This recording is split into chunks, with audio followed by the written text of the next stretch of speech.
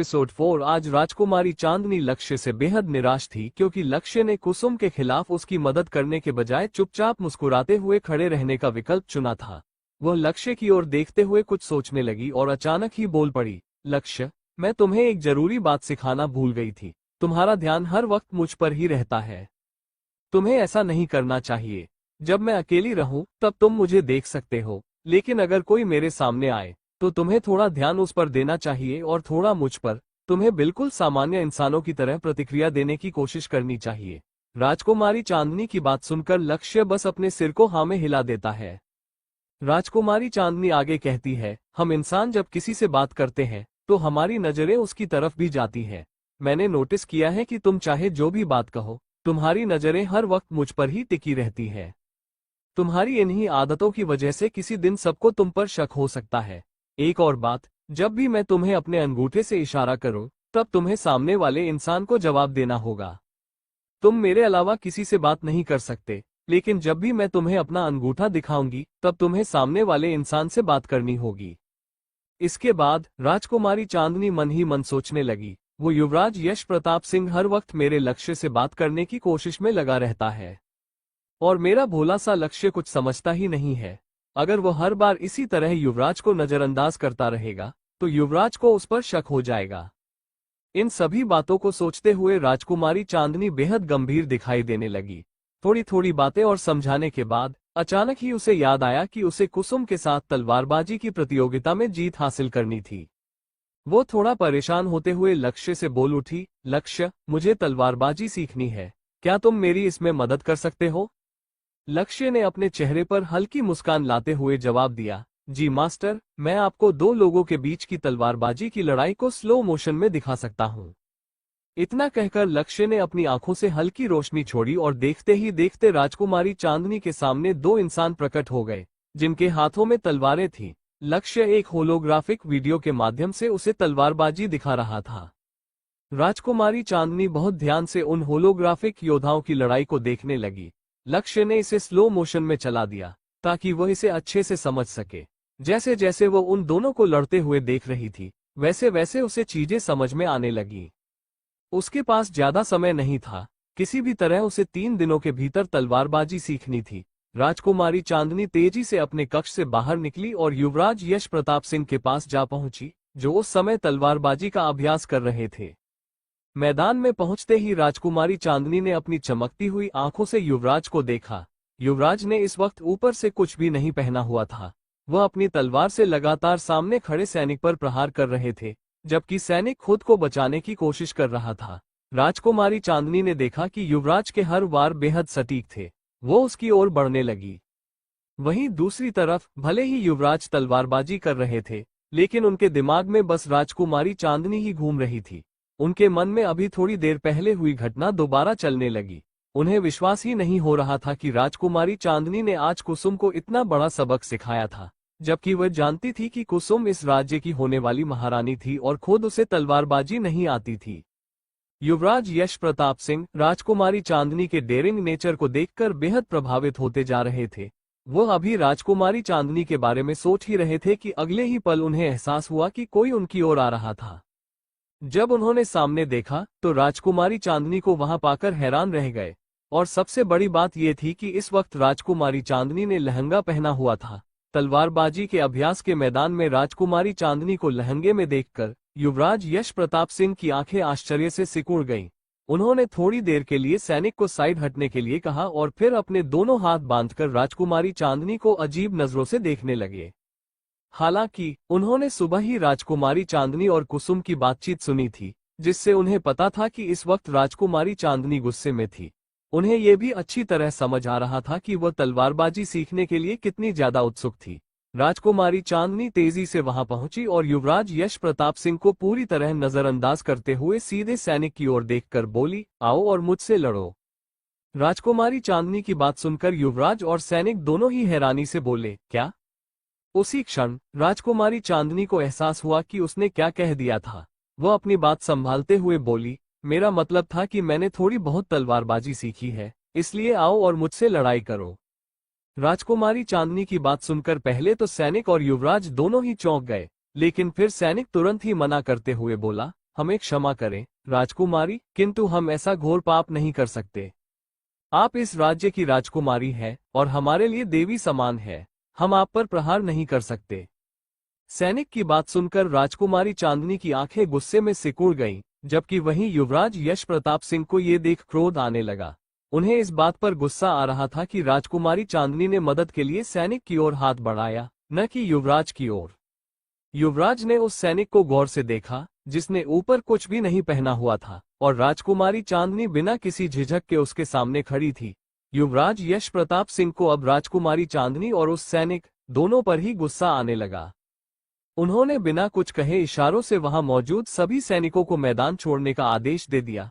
सभी सैनिकों को जाते देख राजकुमारी चांदनी समझ चुकी थी कि यह सब युवराज यश प्रताप सिंह का ही किया धरा था। गुस्से में उसने जमीन पर गिरी तलवार उठाई और युवराज यश प्रताप सिंह पर एक जोरदार वार कर दिया। लेकिन युवराज पहले से ही इस स्थिति के लिए तैयार थे। हाल के दिनों में जिस तरह से राजकुमारी चांदनी का गुस्सा बढ़ता जा रहा था, उसे देखते हुए उन्हें पहले से ही अंदाजा था कि सैनिकों को हटाने के बाद वो क्रोधित हो जाएगी। युवराज ने तुरंत ही अपने तलवार से राजकुमारी चांदनी के वार को रोक लिया। राजकुमारी चांदनी का गुस्से से लाल चेहरा देखकर युवराज को मजा आ रहा था। हर दिन उन्हें राजकुमारी चांदनी का एक नया रूप देखने को मिल रहा था। उन्होंने गंभीरता से राजकुमारी चांदनी की ओर देखते हुए कहा, क्या आप सच में हमसे युद्ध करना चाहती हैं, राजकुमारी? राजकुमारी चांदनी ने गुस्से में जवाब दिया, अगर हमारा बस चले तो हम आपको जान से मार दे, लेकिन आपको मारकर हम प्रतापगढ़ की प्रजा को अनाथ नहीं बनाना चाहते। इतना कहकर राजकुमारी चांदनी ने फिर से युवराज पर तलवार से एक जोरदार हमला कर दिया, लेकिन युवराज ने तुरंत ही अपनी गति बढ़ाई और तलवार हवा को चीरते हुए निकल गई। जैसे जैसे युवराज खुद को बचा रहे थे, वैसे वैसे राजकुमारी चांदनी का गुस्सा और बढ़ता जा रहा था। वह बार बार लगातार युवराज पर हमला कर रही थी, लेकिन युवराज को इससे कोई फर्क नहीं पड़ रहा था। उन्हें तो बस राजकुमारी चांदनी का गुस्से से चिढ़ा हुआ लाल चेहरा देखने में ही मजा आ रहा था। वो मुस्कुराते हुए राजकुमारी चांदनी को निहार रहे थे और उसके प्रहार से बचते जा रहे थे। कुछ देर तक ऐसे ही चलता रहा, लेकिन फिर अचानक राजकुमारी चांदनी थककर रुक गई। उसकी हथेलियों में दर्द होने लगा था। जाहिर सी बात थी, तलवार बहुत भारी थी और पूरी तरह धातु से बनी हुई थी। राजकुमारी चांदनी ने तो अपनी दुनिया में बड़े बड़े मशीनों और अलग अलग प्रकार के हथियारों को पकड़ा था, जिसकी वजह से उन्हें तलवार संभालने में कोई दिक्कत नहीं हो रही थी। लेकिन ये तलवार एक अलग ही प्रकार के धातु से बनी हुई थी, जिसे पकड़ते ही राजकुमारी चांदनी का हाथ तुरंत लाल पड़ गया। आखिरकार थक हार कर राजकुमारी चांदनी ने युवराज पर प्रहार करना बंद कर दिया, लेकिन वो अब भी गुस्से से उन्हें घूर रही थी। युवराज यश प्रताप सिंह मुस्कुराते हुए बोले, हमें तलवारबाजी में हराने के लिए आपको बहुत मेहनत करनी पड़ेगी, राजकुमारी, और हम तो इस बात से हैरान हैं कि आप हमें हराने के लिए हम ही से तलवारबाजी सीख रही है। इतना कहकर युवराज यश प्रताप सिंह वहां से चले गए और राजकुमारी चांदनी गुस्से से अपना पैर पटकने लगी। वहीं राजकुमारी से दूर होते ही युवराज का चेहरा भावहीन हो गया। उनकी आंखों में एक अजीब सी खतरनाक चमक आ गई। वो तेज कदमों से तहखाने की ओर बढ़ने लगे। दूसरी ओर राजकुमारी चांदनी की गैर मौजूदगी में कुसुम उनके कक्ष में छिपते छिपाते आ गई थी। आज जिस तरह से राजकुमारी चांदनी ने उसके साथ बर्ताव किया था, उसके बाद कुसुम बेहद गुस्से में थी।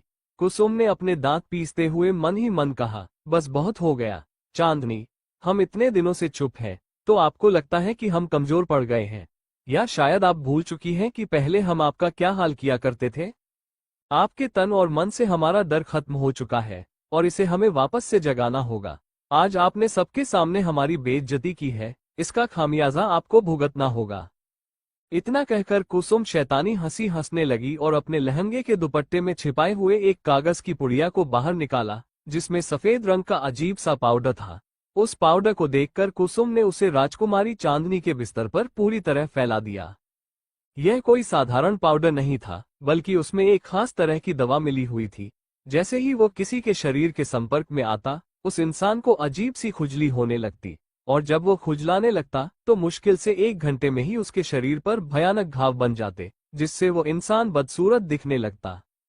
कुसुम को हमेशा से ही राजकुमारी चांदनी का बेदाग, खूबसूरत चेहरा पसंद नहीं था। उसे राजकुमारी चांदनी से बेहद जलन होती थी।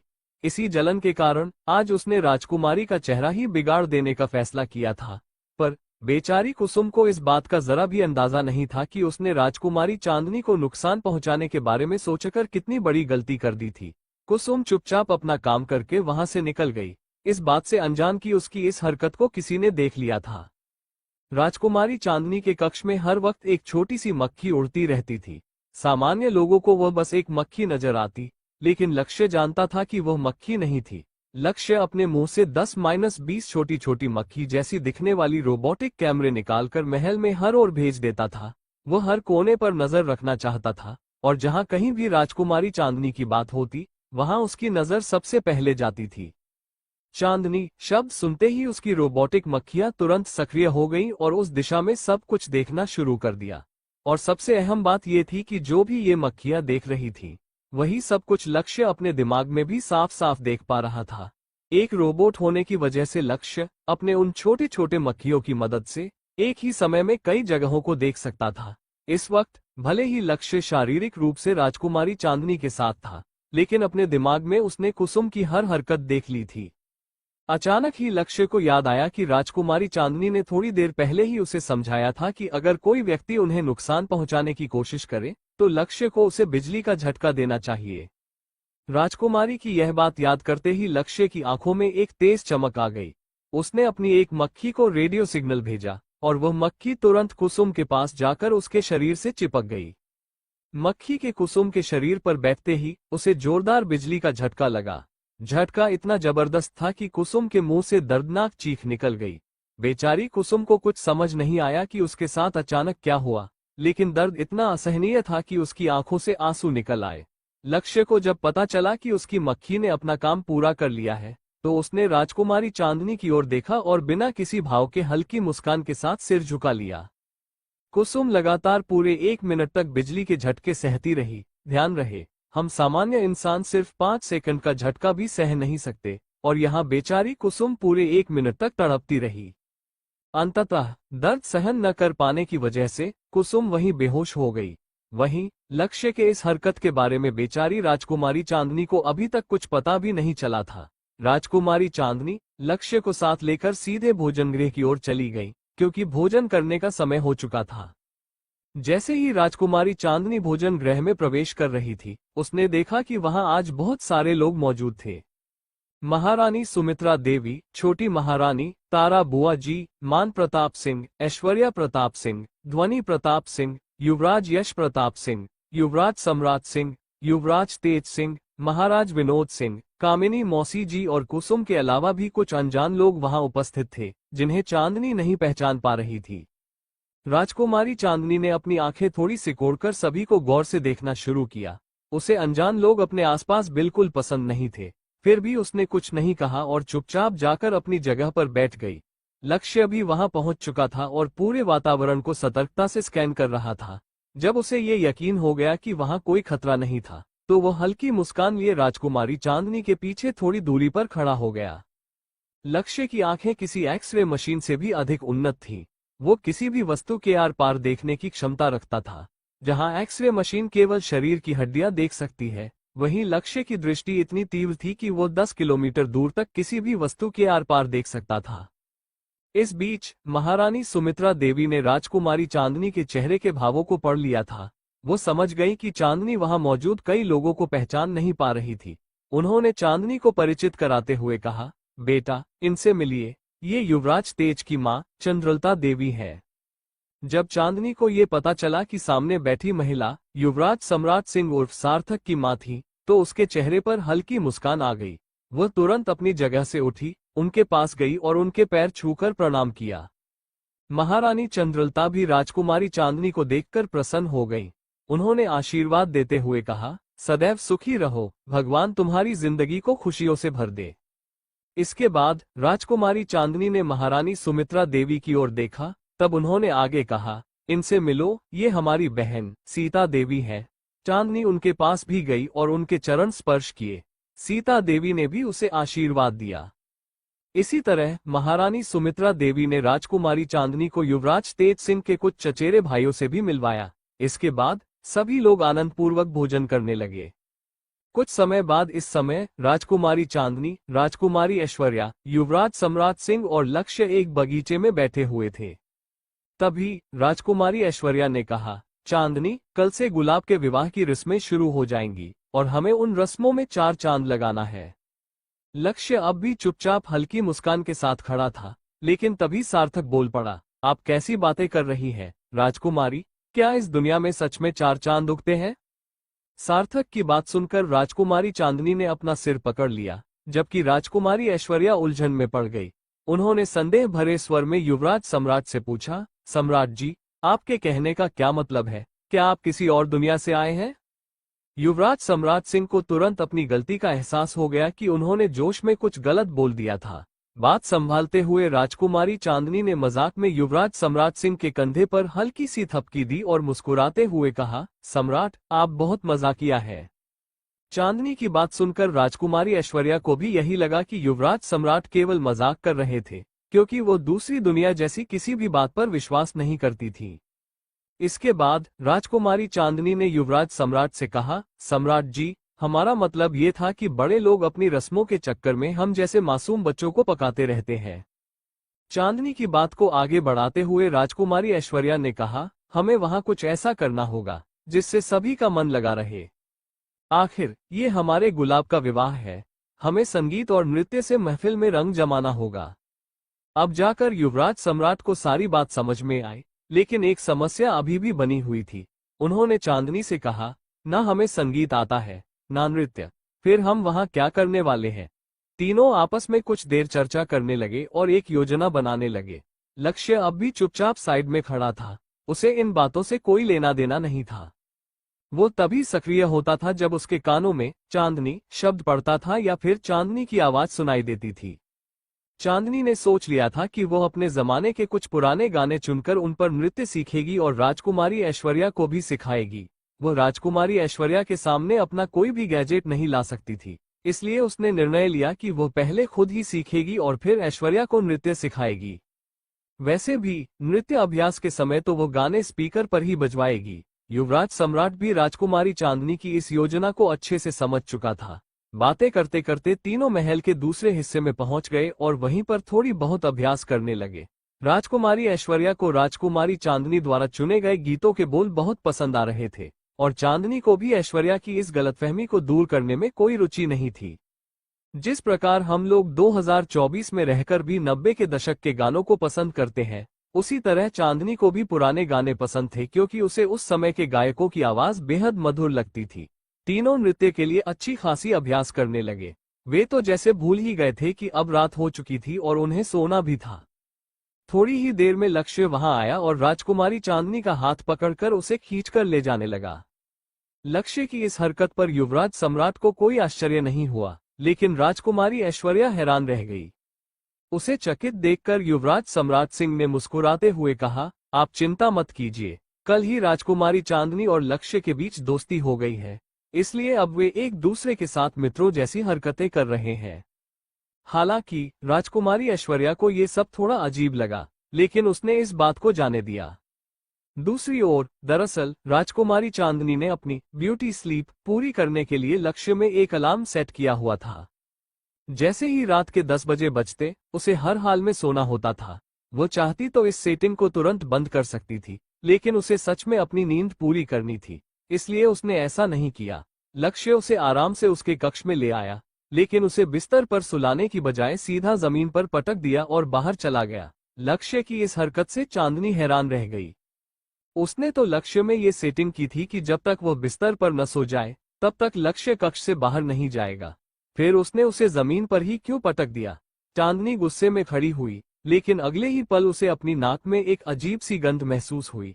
इस गंध को सूंघते ही उसकी आंखें कठोर हो गईं।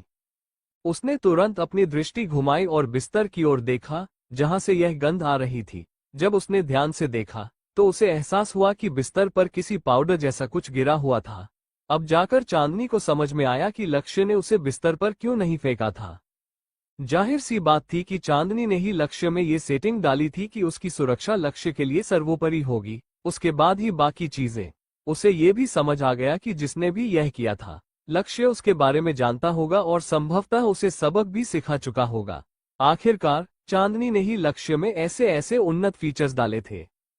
कुछ समय पहले ही कुसुम को होश आ चुका था और उसने खुद को राजकुमारी चांदनी के कक्ष में देखकर घबराते हुए वहां से निकलने का निर्णय लिया था। लेकिन सच कहें तो आजकल कुसुम को राजकुमारी चांदनी से हल्का हल्का डर लगने लगा था। राजकुमारी चांदनी का व्यवहार अब पहले जैसा नहीं रहा था। वो कुछ अलग ही तरीके से बर्ताव कर रही थी और यही बदलाव कुसुम को बेचैन कर रहा था। चांदनी ने अपने बिस्तर की चादर बदली, फिर अपने भारी लहंगे को उतारकर एक ओर फेंका और गहरी नींद में सो गई। वहीं दूसरी तरफ महारानी सुमित्रा देवी का कक्ष। इस वक्त महारानी सुमित्रा देवी खिड़की के पास खड़ी होकर चांद को देख रही थी। उनके चेहरे पर कोई भाव नहीं थे। ऐसा लग रहा था जैसे वो किसी गहरे विचार में डूबी हुई थी। आसमान की ओर देखते हुए उन्होंने कहा, हम जानते हैं चांद कि तुम्हें ये भी याद नहीं होगा कि 2 दिन बाद तुम्हारा जन्मदिन है और जब तुम 18 वर्ष की हो जाओगी तब तुम्हारे साथ बहुत कुछ होने वाला है।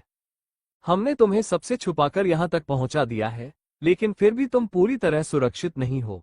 तुम्हारी असली पहचान और असली अस्तित्व के बारे में सिर्फ हम और महाराज ही जानते हैं, यहाँ तक कि तुम खुद भी नहीं। ऐसी स्थिति में हमें समझ नहीं आ रहा कि तुम्हारी सुरक्षा कैसे करें। हमें कहीं ना कहीं यह उम्मीद है कि वे लोग अच्छाई का ढोंग करते हुए राजकुमारी ध्वनि के विवाह में जरूर आएंगे, लेकिन उनका असली निशाना तुम होगी। ये सब कहते हुए महारानी के चेहरे पर अजीब से भाव थे। उन्हें देखकर ऐसा लग रहा था जैसे वह राजकुमारी चांदनी के बारे में बहुत कुछ जानती थी, शायद इतना जितना खुद राजकुमारी चांदनी भी नहीं जानती थी। अगली सुबह राजकुमारी चांदनी का कक्ष आज तैयार होकर राजकुमारी चांदनी ने एक बेहद खूबसूरत पोशाक पहनी थी। आईने में खुद को देखकर वो दंग रह गई। वो सच में बेहद खूबसूरत लग रही थी। अपनी खूबसूरती देखकर वो एक साथ हैरान भी थी और खुश भी। अचानक उसके मन में कुसुम को जलाने का ख्याल आया। वो जानती थी कि कुसुम उसकी खूबसूरती से जलती है, इसीलिए वो इत्मीनान से अपने कक्ष से बाहर निकल गई ताकि कुसुम को जलता हुआ देख सके। वहीं दूसरी तरफ जैसे जैसे दिन बीत रहे थे, युवराज यश प्रताप सिंह की चिंता बढ़ती जा रही थी। उन्हें कुसुम बिल्कुल पसंद नहीं थी और उनका मन कुसुम से विवाह करने का नहीं था। वह अभी अपने विचारों में ही डूबे थे कि तभी वहां छोटे युवराज मान प्रताप सिंह आ गए। मान ने युवराज को परेशान देखकर पूछा, क्या हुआ भाई? क्या चांदनी ने आपको फिर से परेशान कर दिया? चांदनी का नाम सुनते ही युवराज यश प्रताप सिंह की धड़कनें तेज हो गईं। उन्होंने झेपते हुए कहा, नहीं, ऐसी कोई बात नहीं है। हम तो बस ये सोच रहे थे कि गुलाब के विवाह में हमें भी कुछ मनोरंजन करना चाहिए। उनकी बात सुनकर छोटे युवराज खुश हो गए। उन्होंने युवराज यश प्रताप सिंह को गले लगाते हुए कहा, आप बहुत अच्छे हैं भाई, लेकिन आपको ये सब करने की जरूरत नहीं है। बड़े युवराज उनकी बात सुनकर हैरान रह गए। उन्होंने आश्चर्य से पूछा, ऐसा क्यों भला? इस पर छोटे युवराज बोले, क्योंकि आज की महफिल में रंग जमाने के लिए 3 तिगाड़ा पहले से ही तैयार है। आप तो अभी अपने कक्ष से बाहर निकले ही नहीं है। एक बार बाहर निकलकर देखिए। राजकुमारी चांदनी और राजकुमारी ध्वनि ने यहाँ मौजूद सभी पुरुषों के दिलों को घायल कर दिया है। दोनों ही जैसे बिजली बनकर सबके दिलों पर गिरी हैं और उन सबके बीच खड़े हैं सम्राट भाई, जिन्हें देखकर यहाँ की सारी महिलाएं मंत्रमुग्ध हो चुकी हैं। आज सम्राट भाई इतने आकर्षक लग रहे हैं कि हमारे शब्द भी उनकी तारीफ के लिए कम पड़ रहे हैं। भाई, जल्दी बाहर चलिए, आप भी उन्हें देखिए। मान प्रताप सिंह की यह बात सुनकर युवराज यश प्रताप सिंह का चेहरा उतर गया। उन्हें युवराज सम्राट सिंह की तारीफ सुनना बिल्कुल भी पसंद नहीं आ रहा था। उन्होंने आईने के पास जाकर खुद को देखा, वह भी कम आकर्षक नहीं थे। फिर मान ने आज युवराज सम्राट सिंह की इतनी तारीफ क्यों की? युवराज यश प्रताप सिंह के मन में हल्की इनसिक्योरिटी जागने लगी, साथ ही उन्हें मान पर गुस्सा भी आ रहा था। छोटे युवराज तो उनके दिल में आग लगाकर चुपचाप चले गए, लेकिन उनकी बातों का युवराज यश प्रताप सिंह पर गहरा असर पड़ा। वो बिल्कुल नहीं चाहते थे कि आज के जश्न में युवराज सम्राट सिंह उनसे ज्यादा अच्छे लगे। वो ये चाहते थे कि आज के जश्न में राजकुमारी चांदनी की नजर सिर्फ उन पर ही रहे। आज महल में हर तरफ चहल पहल थी, क्योंकि राजकुमारी ध्वनि की हल्दी थी। महल की सभी दास दासियों के पास बहुत काम था। राजकुमारी चांदनी भी उस स्थान पर पहुंच चुकी थी जहां थोड़ी ही देर में राजकुमारी ध्वनि को हल्दी लगाई जाने वाली थी, लेकिन उसकी नजरें किसी और को खोज रही थी। वो कुसुम को ढूंढ रही थी। कुछ ही देर में वहां सभी परिवारजन भी आ गए। राजकुमारी ध्वनि ने पीले रंग का एक बेहद खूबसूरत लहंगा पहना था, जिसमें वो अद्भुत लग रही थी। पूरे महल को सूर्यमुखी के फूलों से सजाया गया था। राजकुमारी चांदनी भी उस दिन बेहद आकर्षक दिख रही थी। हल्दी की रस्म महल के विशाल बगीचे में होनी थी, जब कुसुम ने राजकुमारी चांदनी को इतनी खूबसूरती से सजे हुए देखा तो उसकी आंखों में जलन और नफरत और भी बढ़ गई। उसकी नजरों में राजकुमारी चांदनी के लिए गहरा गुस्सा था और राजकुमारी ध्वनि के लिए ईर्ष्या। कुसुम पहले से ही गुस्से में थी क्योंकि अगले दिन ही राजकुमारी ध्वनि और युवराज तेज सिंह के साथ साथ उसका और युवराज यश प्रताप सिंह का भी विवाह होना था। लेकिन युवराज यश प्रताप सिंह किसी भी रस्म को निभाने के लिए उत्साहित नहीं थे। आज कुसुम को इन सभी के सामने बहुत शर्मिंदगी महसूस हो रही थी। कुसुम ने साफ देखा कि विवाह से पहले ही युवराज तेज सिंह राजकुमारी ध्वनि का कितना ख्याल रख रहे थे, जबकि युवराज यश प्रताप सिंह बिल्कुल अलग खड़े थे, जैसे उन्हें कोई फर्क ही नहीं पड़ता। राजकुमारी ध्वनि का पीले रंग का हीरो से जड़ा हुआ लहंगा भी युवराज तेज सिंह ने ही उपहार में दिया था। कुसुम चाहकर भी अपने अंदर की जलन और नफरत को छुपा नहीं पा रही थी। दूसरी ओर दूर खड़ी राजकुमारी चांदनी कुसुम के चेहरे के हाव भाव को देख चुकी थी और समझ गई थी कि कुसुम क्या सोच रही थी। कुसुम चाहे जो भी सोचे, लेकिन उसके चेहरे पर साफ दिख रहे जलन के भाव देखकर राजकुमारी चांदनी को बहुत आनंद आ रहा था। कुछ ही देर में युवराज तेज सिंह और उनके परिवार के सदस्य भी आ गए और उन्हें राजकुमारी ध्वनि के सामने ही थोड़ी दूरी पर बैठाया गया। फिर थोड़ी ही देर में युवराज यश प्रताप सिंह और युवराज मान प्रताप सिंह भी वहां पहुंच गए। जैसे ही युवराज यश प्रताप सिंह महल में आए, उनकी नजरें सबसे पहले राजकुमारी चांदनी को खोजने लगी। कुछ ही क्षणों में उनकी नजरें राजकुमारी चांदनी पर जा टिकी और उसके वस्त्रों को देखकर वे एक बार फिर चौंक गए। युवराज यश प्रताप सिंह ये समझ ही नहीं पा रहे थे कि आखिर राजकुमारी चांदनी के पास ऐसे वस्त्र आ कहां से रहे थे, पर बात चाहे जो भी हो, उनकी नजरें आज राजकुमारी चांदनी से हट ही नहीं रही थी। वे अपनी नशीली आंखों से उसे ऊपर से नीचे तक निहारते रहे। थोड़ी ही देर में हल्दी की रस्म शुरू हुई और सभी ने युवराज तेज सिंह को हल्दी लगानी शुरू कर दी। आसपास अजीब अजीब से गीत बजने लगे। वहां के संगीतकारों के ढोल बजाने के तरीके से राजकुमारी चांदनी के कानों में दर्द होने लगा और वहां की महिलाओं का बेसुरा गायन तो और भी असहनीय था। बेचारी राजकुमारी चांदनी समझ ही नहीं पा रही थी कि इस माहौल को बेहतर बनाने के लिए क्या किया जाए। तभी अचानक युवराज सम्राट सिंह ने एक भव्य एंट्री ली। उन्होंने आज बिल्कुल वैसा ही लुक लिया था जैसा बोले चूड़िया गाने में शाहरुख खान का था। वहां मौजूद लड़कियों की नजरें बस उन्हीं पर टिक गईं। यहां तक कि एक पल के लिए तो राजकुमारी चांदनी भी उन्हें टकटकी लगाकर देखती रह गई। राजकुमारी ऐश्वर्या की भी नजरें युवराज सम्राट सिंह से हटने का नाम ही नहीं ले रही थी।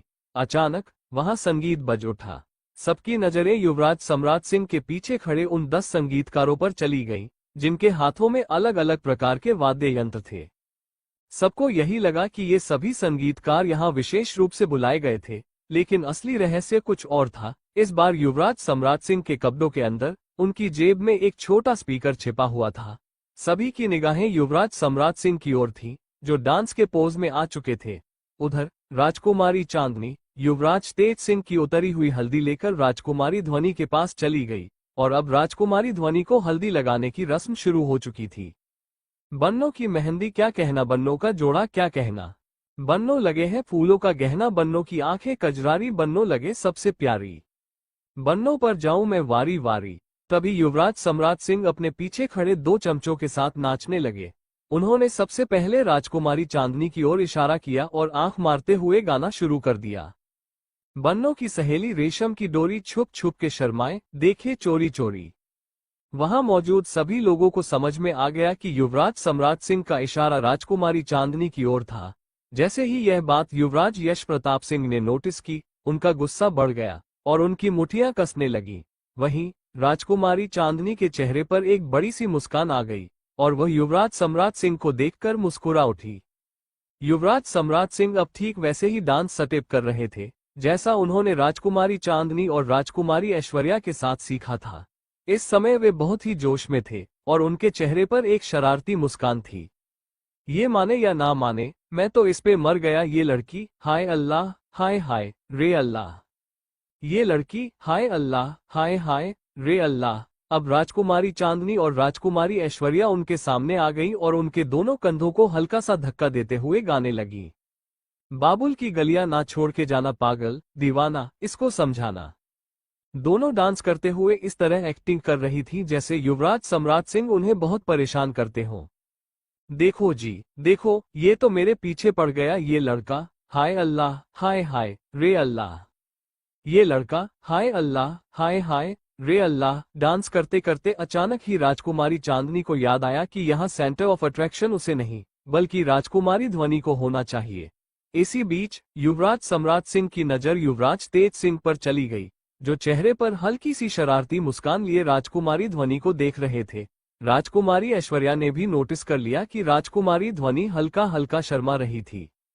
फिर वे तीनों राजकुमारी ध्वनि और युवराज तेज सिंह को छेड़ने के लिए उनके पास चले गए। युवराज सम्राट सिंह युवराज तेज सिंह के पास जाकर बैठ गए और राजकुमारी चांदनी व राजकुमारी ऐश्वर्या राजकुमारी ध्वनि के पास जा बैठी। इसके बाद युवराज सम्राट सिंह ने अपने कंधे से युवराज तेज सिंह को हल्का सा टक्कर मारी और राजकुमारी ध्वनि की ओर इशारा करते हुए गाने लगे। लब कहे ना कहें, बोलती है नजर प्यार नहीं छुपता यार छुपाने से। राजकुमारी चांदनी भी यह पंक्ति दोहराते हुए राजकुमारी ध्वनि को छेड़ने लगी। प्यार नहीं छुपता यार छुपाने से। अब राजकुमारी ऐश्वर्या राजकुमारी ध्वनि को बचाने के लिए गाने लगी। हाँ, रूप घूंघट में हो तो सुहाना लगे, बात नहीं बनती यार बताने से। इसके बाद युवराज सम्राट सिंह वापस अपनी जगह पर खड़े हो गए और डांस करते हुए गाने लगे। ये दिल की बातें दिल ही जाने या जाने खुदा, ये लड़की, हाय अल्लाह, हाय हाय रे अल्लाह। अब राजकुमारी ऐश्वर्या और राजकुमारी चांदनी भी युवराज सम्राट सिंह के पास आ गई और उनके साथ डांस करने लगी। ये लड़का, हाय अल्लाह, हाय हाय रे अल्लाह। इन तीनों की शरारती हरकतें देखकर वहां मौजूद सभी लोगों के चेहरे पर बड़ी सी मुस्कान आ गई, लेकिन राजकुमारी ध्वनि को बहुत शर्मा रही थी। वहीं कुसुम और कामिनी जी गुस्से में राजकुमारी चांदनी को घूर रही थी, और इस वक्त सबसे ज्यादा नाराज कोई था तो वो युवराज यश प्रताप सिंह थे। उन्हें युवराज सम्राट सिंह का राजकुमारी चांदनी के इतने करीब होकर डांस करना बिल्कुल भी अच्छा नहीं लग रहा था। हालांकि बाकी सभी को तीनों का आपस में इतना अच्छा डांस देखकर कोई आपत्ति नहीं थी, क्योंकि दूल्हे की सालियों और दुल्हन के देवर के बीच ऐसा हंसी मजाक भरा रिश्ता तो होता ही है। सब आपस में मिलकर एक दूसरे को छेड़ते रहते थे। इसीलिए तो राजकुमारी चांदनी का युवराज सम्राट सिंह के आसपास रहना किसी को बुरा नहीं लग रहा था। सबको ऐसा लग रहा था जैसे दोनों आपस में मिलकर शादी में कोई बहुत बड़ा सरप्राइज देना चाह रहे थे, जिसकी प्लानिंग वे कर रहे थे। उधर युवराज सम्राट सिंह ने राजकुमारी ऐश्वर्या का हाथ पकड़ लिया। उनकी इस हरकत से राजकुमारी ऐश्वर्या का दिल जोरों से धड़कने लगा, लेकिन फिर भी उन्होंने मुंह बनाते हुए अपना हाथ छुड़ा लिया और गाने लगी। मांगने से कभी हाथ मिलता नहीं, जोड़ियां बनती हैं पहले से सबकी। अब राजकुमारी चांदनी ने युवराज सम्राट सिंह के कान पकड़ लिए और अपनी बहन को छेड़ने की सजा देते हुए गाया। जोड़ियां बनती हैं पहले से सबकी, लेकिन इस बार युवराज सम्राट सिंह ने राजकुमारी चांदनी का ही हाथ पकड़ लिया और उन्हें अपने करीब खींचते हुए गाने लगे। हो लेके बारात घर तेरे आऊंगा मैं, मेरी नहीं ये तो मर्जी है रब की। राजकुमारी ऐश्वर्या और राजकुमारी चांदनी दोनों ने ही मुंह बनाते हुए युवराज सम्राट सिंह को धक्का दे दिया और फिर खुद डांस करते हुए गाने लगी। अरे जा रे जा, यूं झूठी मूठी बातें ना बना, ये लड़का, हाय अल्लाह, हाय हाय रे अल्लाह। ये लड़का, हाय अल्लाह, हाय हाय रे अल्लाह। एक बार फिर युवराज सम्राट सिंह खड़े हो गए और दोनों लड़कियों को दोनों तरफ हटाकर डांस करते हुए गाने लगे। बन्नों की सहेली रेशम की डोरी छुप छुप के शर्माए देखे चोरी चोरी। लेकिन इस बार युवराज सम्राट सिंह की नजर राजकुमारी ध्वनि पर थी, जो बेवजह नहीं शर्मा रही थी, बल्कि युवराज तेज सिंह उन्हें अपनी आंखों से ही छेड़ रहे थे। राजकुमारी ऐश्वर्या युवराज सम्राट सिंह के सामने आकर डांस करने लगी। बाबुल की गलियां ना छोड़ के जाना पागल दीवाना, इसको समझाना। इसके बाद युवराज सम्राट सिंह ने राजकुमारी ऐश्वर्या का हाथ पकड़कर उन्हें एक राउंड गोल घुमा दिया और गाने लगे। ये माने या ना माने, मैं तो इस पे मर गया, ये लड़की, हाय अल्लाह, हाय हाय रे अल्लाह। ये लड़का, हाय अल्लाह, हाय हाय रे अल्लाह।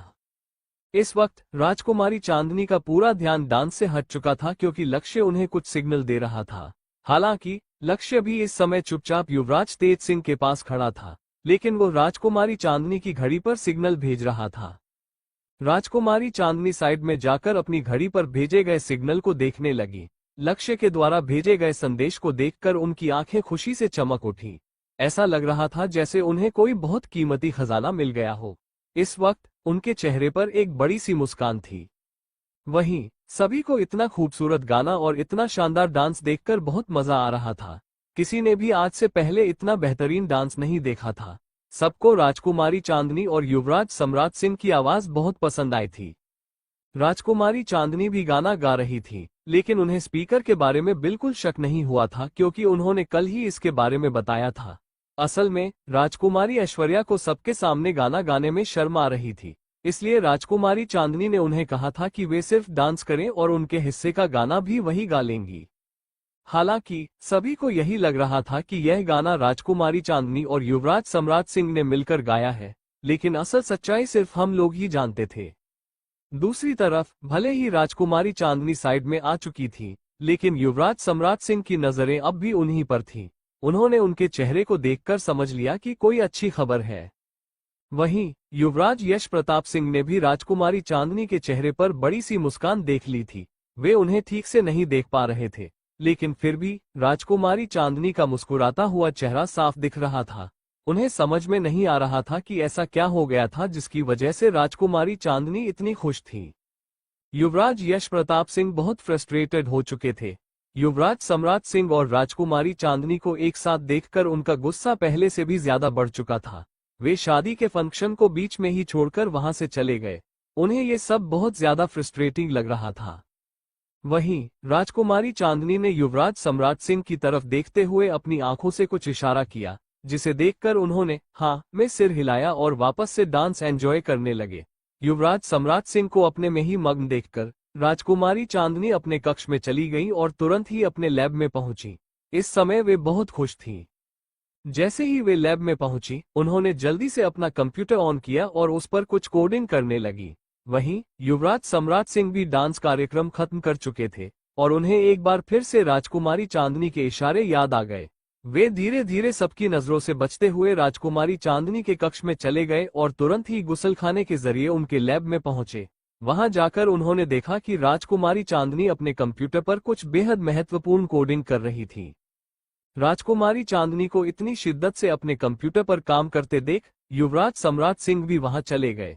जैसे ही उनकी नजर राजकुमारी चांदनी के कंप्यूटर स्क्रीन पर पड़ी, उनकी आंखें हैरानी से बड़ी हो गईं। राजकुमारी चांदनी द्वारा भेजा गया रॉकेट मून के ऑर्बिट तक पहुंच चुका था। अब बारी थी लैंडर को सॉफ्टली चांद पर उतारने की। राजकुमारी चांदनी बड़े ध्यान से लैंडर को चंद्रमा की सतह पर उतारने की कोशिश कर रही थी। लैंडर अभी भी नॉर्थ पोल के 100 किलोमीटर ऊपर था और धीरे धीरे नीचे आ रहा था। उनका पूरा ध्यान अपने कंप्यूटर पर था और वे हर छोटे बड़े डेटा को बारीकी से मॉनिटर कर रही थी। युवराज सम्राट सिंह अपना दिल थामे पूरे घटनाक्रम को देख रहे थे। राजकुमारी चांदनी ने अपने खुद के 4 सैटेलाइट्स चांद पर भेजे थे, जो सुरक्षित रूप से चंद्रमा के ऑर्बिट में प्रवेश कर चुके थे, लेकिन लैंडर की लैंडिंग को लेकर वे विशेष रूप से सतर्क थीं। उनके भेजे गए 4 लैंडर्स में से केवल 3 की सॉफ्ट लैंडिंग सफल रही थी, जबकि चौथे लैंडर की लैंडिंग हार्ड थी। हालांकि वो क्रैश नहीं हुआ था। यही वजह थी कि वे इस बार अतिरिक्त सावधानी बरत रही थी, क्योंकि यहाँ एक छोटी सी गलती भी बड़ा नुकसान पहुंचा सकती थी। हालांकि वे भी भारत के Indian Space Research Organisation ISRO की तरह पृथ्वी और चंद्रमा की गुरुत्वाकर्षण शक्ति का उपयोग कर कम बजट में मिशन को सफल बनाती थी, जिससे ईंधन की खपत भी कम होती थी। इस दुनिया में उन्होंने जंगल में ही ईंधन का एक नया स्रोत खोज निकाला था, जिससे उन्हें ईंधन खरीदने की आवश्यकता नहीं पड़ती थी। लेकिन इस मिशन के लिए वो विशेष पौधा अत्यधिक महत्वपूर्ण था। अब तक लैंडर चंद्रमा से 30 किलोमीटर की दूरी पर आ चुका था। राजकुमारी चांदनी का दिल तेजी से धड़क रहा था। युवराज सम्राट सिंह की भी नजरें कंप्यूटर स्क्रीन से एक पल के लिए नहीं हटी। उन्होंने लैंडर को 90 डिग्री के एंगल पर सेट किया और धीरे धीरे उसे चंद्रमा की सतह पर उतारने लगी। जैसे ही लैंडर की सॉफ्ट लैंडिंग हुई, राजकुमारी चांदनी खुशी से उछल पड़ी और ताली बजाने लगी। युवराज सम्राट सिंह भी खुशी से हवा में उछलते हुए यस यस चिल्लाने लगे। दुनिया की अन्य स्पेस एजेंसियों के लिए यह एक सामान्य घटना हो सकती थी, लेकिन राजकुमारी चांदनी के लिए यह बहुत बड़ी उपलब्धि थी। आखिरकार वे एक मेडिकल डॉक्टर और एक माफिया थी, लेकिन नई खोजों में उनकी गहरी रुचि थी। यही वजह थी कि उन्होंने अपनी एक गुप्त स्पेस एजेंसी स्थापित कर ली थी, जिसके बारे में बहुत कम लोग जानते थे।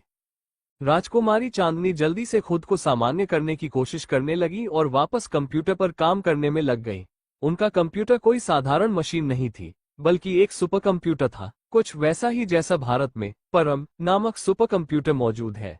लेकिन खास बात यह थी कि उन्होंने अपना सुपर कंप्यूटर खुद डिजाइन किया था, जिसके बारे में केवल वे और उनकी टीम ही जानते थे। लैंडर के सफलतापूर्वक उतरते ही उसके अंदर से एक छोटा और प्यारा सा रोबोट बाहर निकला। रोबोट ने अपने चारों ओर की सतह को सावधानीपूर्वक स्कैन किया और जल्द ही उसे एक ऐसी जगह मिल गई जहां थोड़ी खुदाई करने पर पानी मिलने की संभावना थी। धीरे धीरे वो उस स्थान पर पहुंचा और वहां खड़ा हो गया। फिर अपने छोटे छोटे हाथों से उसने बड़े बड़े नुकीले नाखून निकाल लिए। नीचे लैब में बैठी राजकुमारी चांदनी पूरी तरह उस रोबोट को कंट्रोल कर रही थी। वहां खड़े लक्ष्य और युवराज सम्राट सिंह उनकी हर हरकत को बड़े ध्यान से देख रहे थे। रोबोट ने अपने नुकीले नाखूनों से चंद्रमा की सतह पर एक बड़ा खरोंच बना दिया और फिर अपने दूसरे हाथ से कुछ बीज निकालकर वहां डाल दिए। बीज डालने के बाद वो रोबोट तुरंत ही उसे अच्छी तरह से कवर कर देता और अपने पेट में लगे टैंकर के जरिए उसमें थोड़ा पानी डाल देता।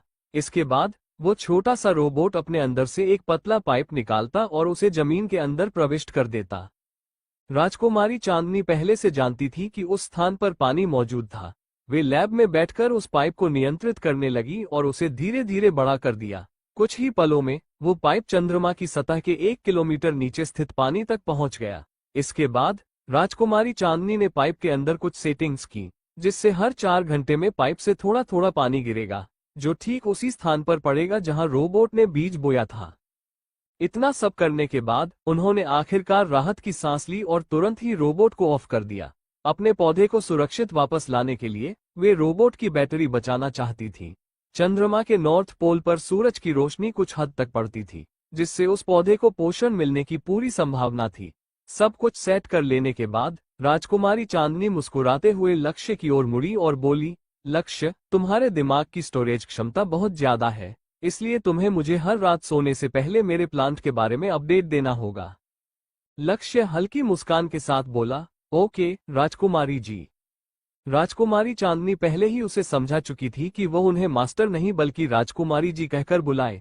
सब कुछ ठीक हो जाने के बाद युवराज सम्राट सिंह बोले, एंजल, तुम हर केमिकल की अच्छे से पढ़ाई करो और ध्यान से एंटीडोट बनाओ। एंटीडोट के बारे में अपने सारे प्लान पहले से तैयार रखो और हर जरूरी रिसर्च कर लो, ताकि जैसे ही प्लांट आए तुम जल्दी से एंटीडोट तैयार कर सको।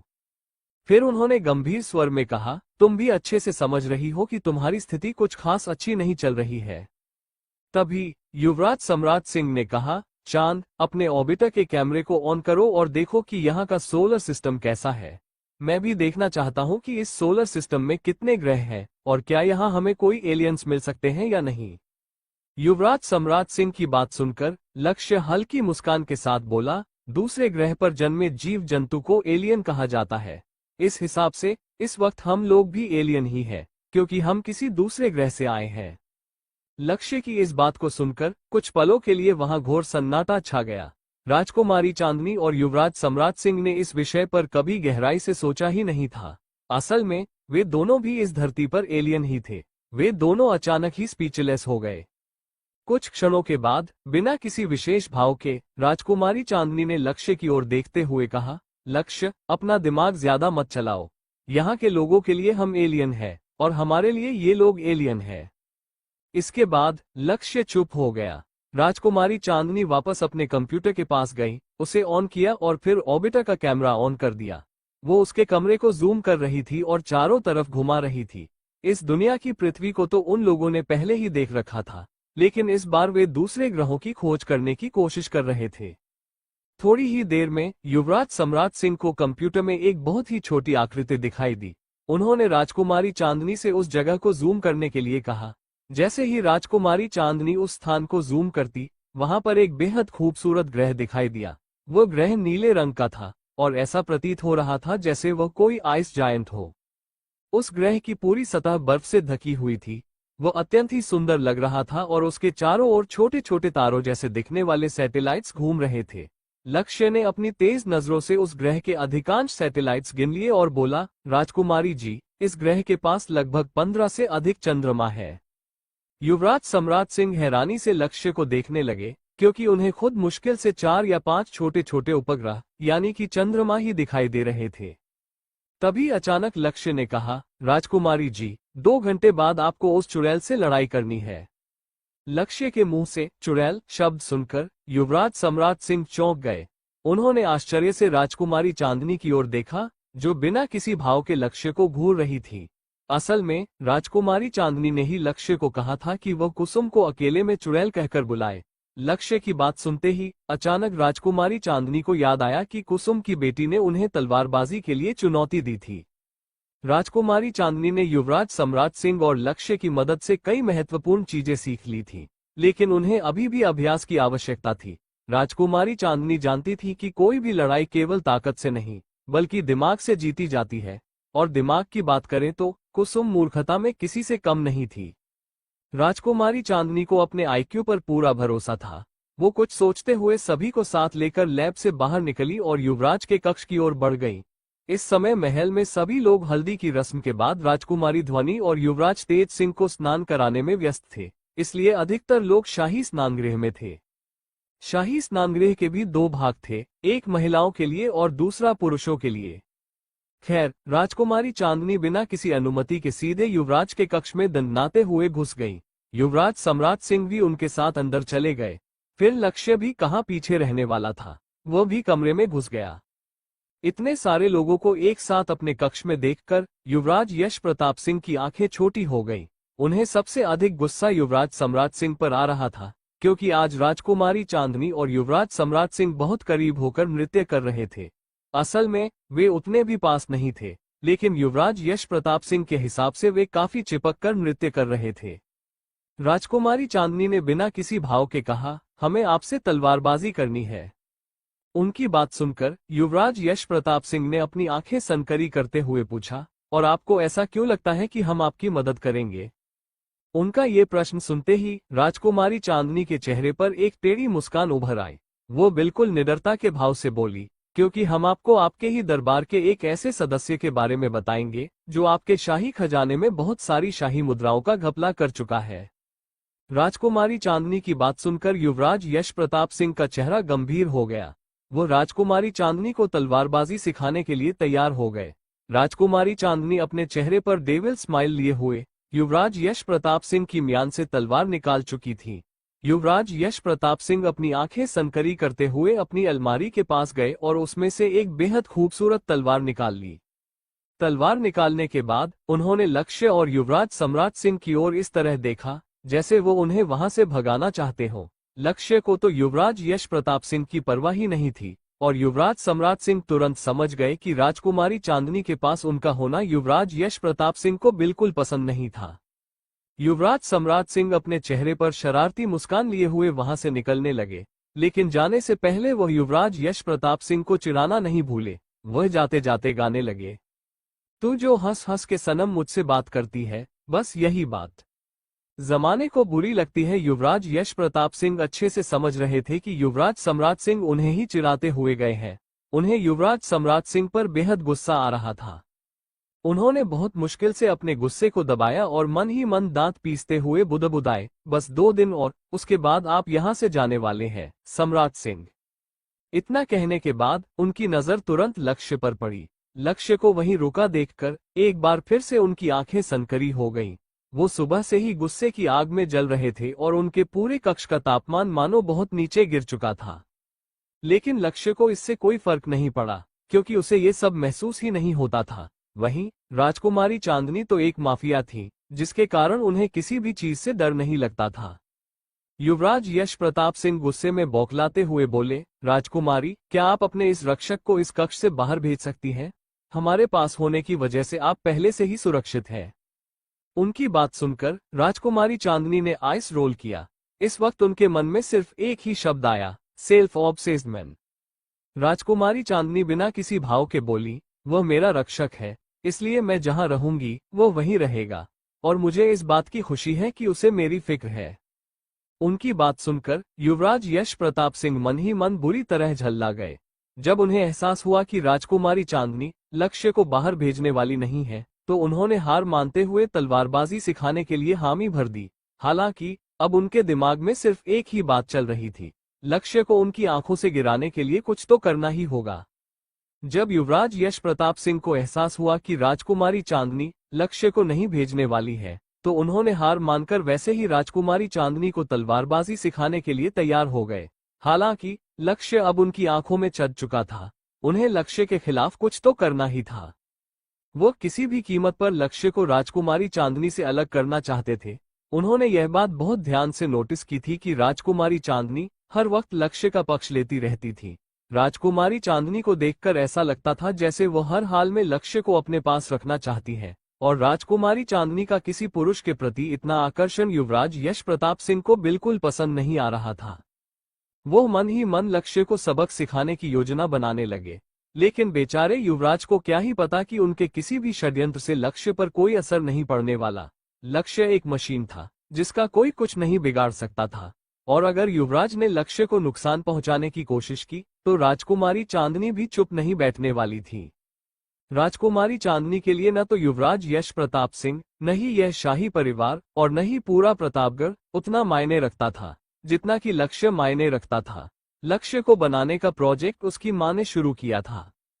लक्ष्य 2104 के मुकाबले एक अत्यंत एडवांस्ड रोबोट था जो अपनी आंखों से 100 किलोमीटर दूर तक की चीजों को स्कैन कर सकता था और उन चीजों के आर पार भी देख सकता था। लक्ष्य के पास अपने कुछ पर्सनल गैजेट्स भी थे जिन्हें वो राजकुमारी चांदनी के आदेश के बाद ही सक्रिय कर सकता था। अगर देखा जाए तो जैसे हमारे समय में अलेक्सा और गूगल असिस्टेंट होते हैं जो हमारे आदेश पर प्रतिक्रिया देते हैं और अन्यथा चुप रहते हैं, लक्ष्य भी बिल्कुल वैसा ही था। हम उसे जिस तरह से ऑर्डर देते थे वो उसी तरीके से काम करता था और बोलता था। बस इसमें एक फिजिकल बॉडी थी और इसकी बॉडी के हर भाग को बेहद एडवांस तकनीक से बनाया गया था। लक्ष्य की गति भी राजकुमारी चांदनी ने बहुत तेज रखी थी। लाइट की गति 3 लाख किलोमीटर प्रति सेकंड होती है और लक्ष्य की गति 100 किलोमीटर प्रति सेकंड थी। लक्ष्य की इस विशेषता के बारे में केवल राजकुमारी चांदनी और युवराज सम्राट सिंह ही जानते थे। राजकुमारी चांदनी के आदेश के अनुसार लक्ष्य आम इंसानों की तरह ही चलता था, वरना उसकी चाल देखकर किसी को भी शक हो सकता था। लक्ष्य इतना अधिक एडवांस था कि कोई भी इंसान उसका कुछ नहीं बिगाड़ सकता था।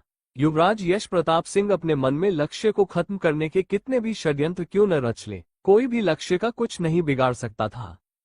कुछ समय बाद महल में एक बहुत बड़ा मैदान था जहां पर कुश्ती और तलवारबाजी की प्रतियोगिताएं होती थीं। ये देखने में बिल्कुल क्रिकेट स्टेडियम जैसा था, लेकिन हमारे क्रिकेट स्टेडियम से थोड़ा छोटा। इस समय मैदान के बीचों बीच राजकुमारी चांदनी और कुसुम खड़ी थीं। दोनों के ही हाथों में तलवार थी और उनकी आंखों में एक दूसरे के लिए केवल नफरत थी। राजकुमारी ध्वनि के विवाह में आए हुए सभी मेहमान इस प्रतियोगिता को देखने के लिए वहां मौजूद थे। महल का हर एक व्यक्ति वहां उपस्थित था। राजकुमारी ऐश्वर्या को राजकुमारी चांदनी की बहुत फिक्र हो रही थी। उन्होंने रानी मां की ओर देखा जो बिल्कुल चुपचाप बैठी हुई थी। उन्हें देखकर ऐसा लग रहा था जैसे उन्हें राजकुमारी चांदनी की कोई फिक्र ही नहीं थी, लेकिन उसी वक्त महारानी सुमित्रा देवी के दिमाग में कोई और बात चल रही थी। राजकुमारी ऐश्वर्या मन ही मन कुसुम को हजारों गालियां दे रही थी। वो अच्छी तरह जानती थी कि कुसुम पूरे मेहमानों के सामने राजकुमारी चांदनी का मजाक उड़ाना चाहती थी।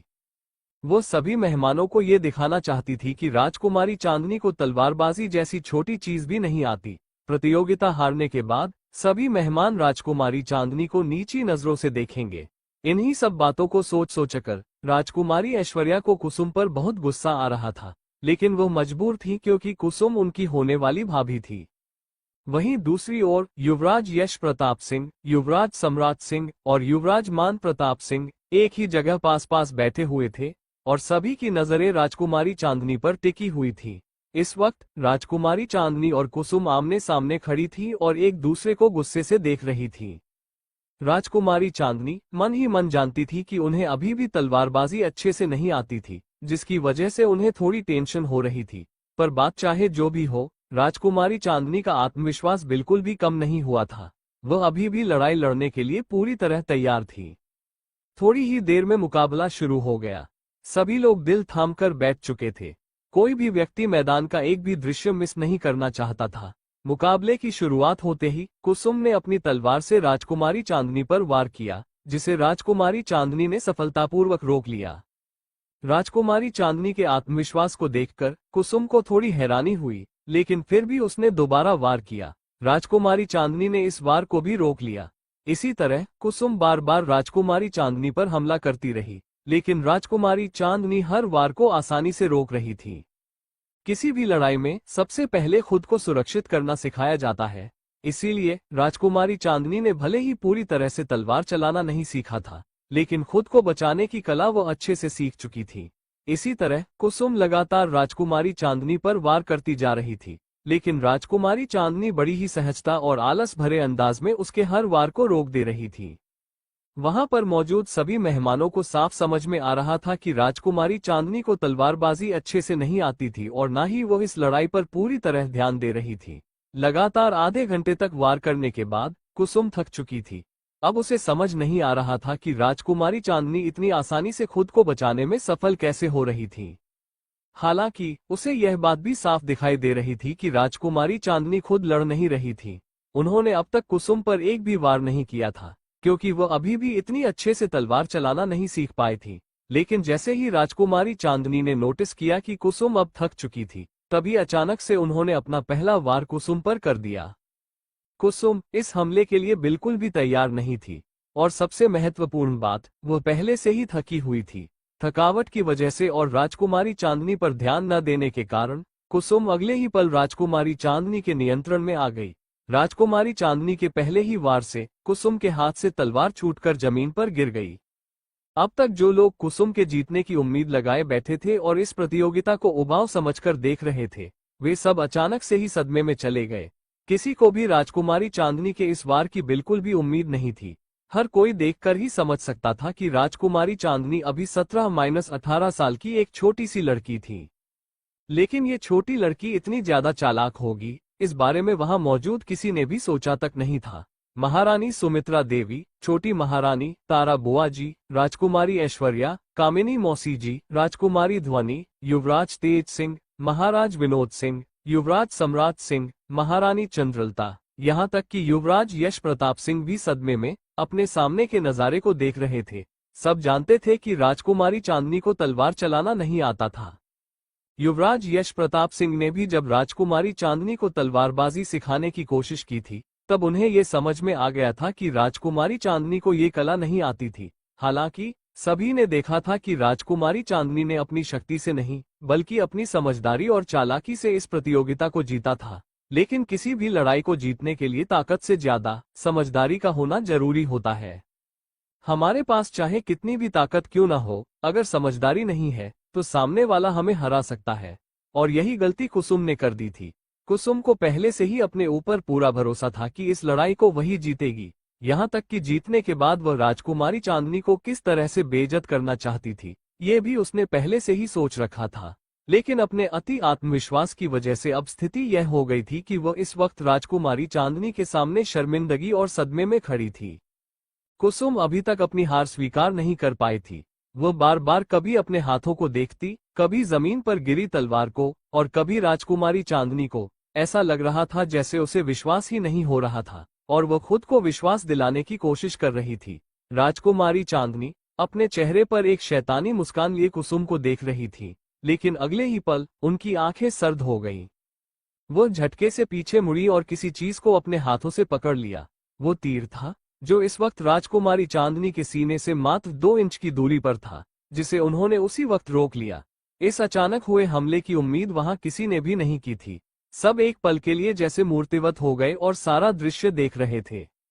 राजकुमारी चांदनी की आंखें गुस्से से लाल हो चुकी थीं। उन्होंने अपनी नजरें घुमाकर उस दिशा की ओर देखा जहां पर एक काले कपड़े पहने हुए व्यक्ति वहां से भागता हुआ दिखाई दिया।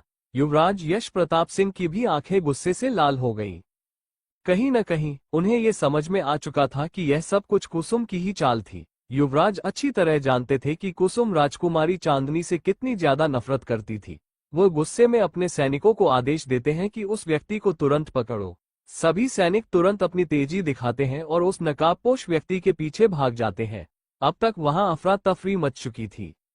आसपास के शोर शराबे को सुनकर कुसुम अपने सदमे से बाहर आई और तब जाकर उसे समझ में आया कि यहाँ हुआ क्या था।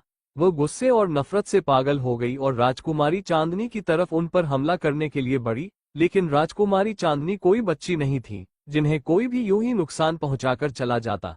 राजकुमारी चांदनी ने तुरंत ही कुसुम के वार को पीछे से पकड़ लिया और उसी के हाथ को मरोड़कर उसे हवा में उछालकर दूर फेंक दिया। राजकुमारी चांदनी को इस बात से कोई फर्क नहीं पड़ रहा था कि वह प्रतापगढ़ के युवराज की होने वाली पत्नी है या कल ही उसका विवाह होने वाला है।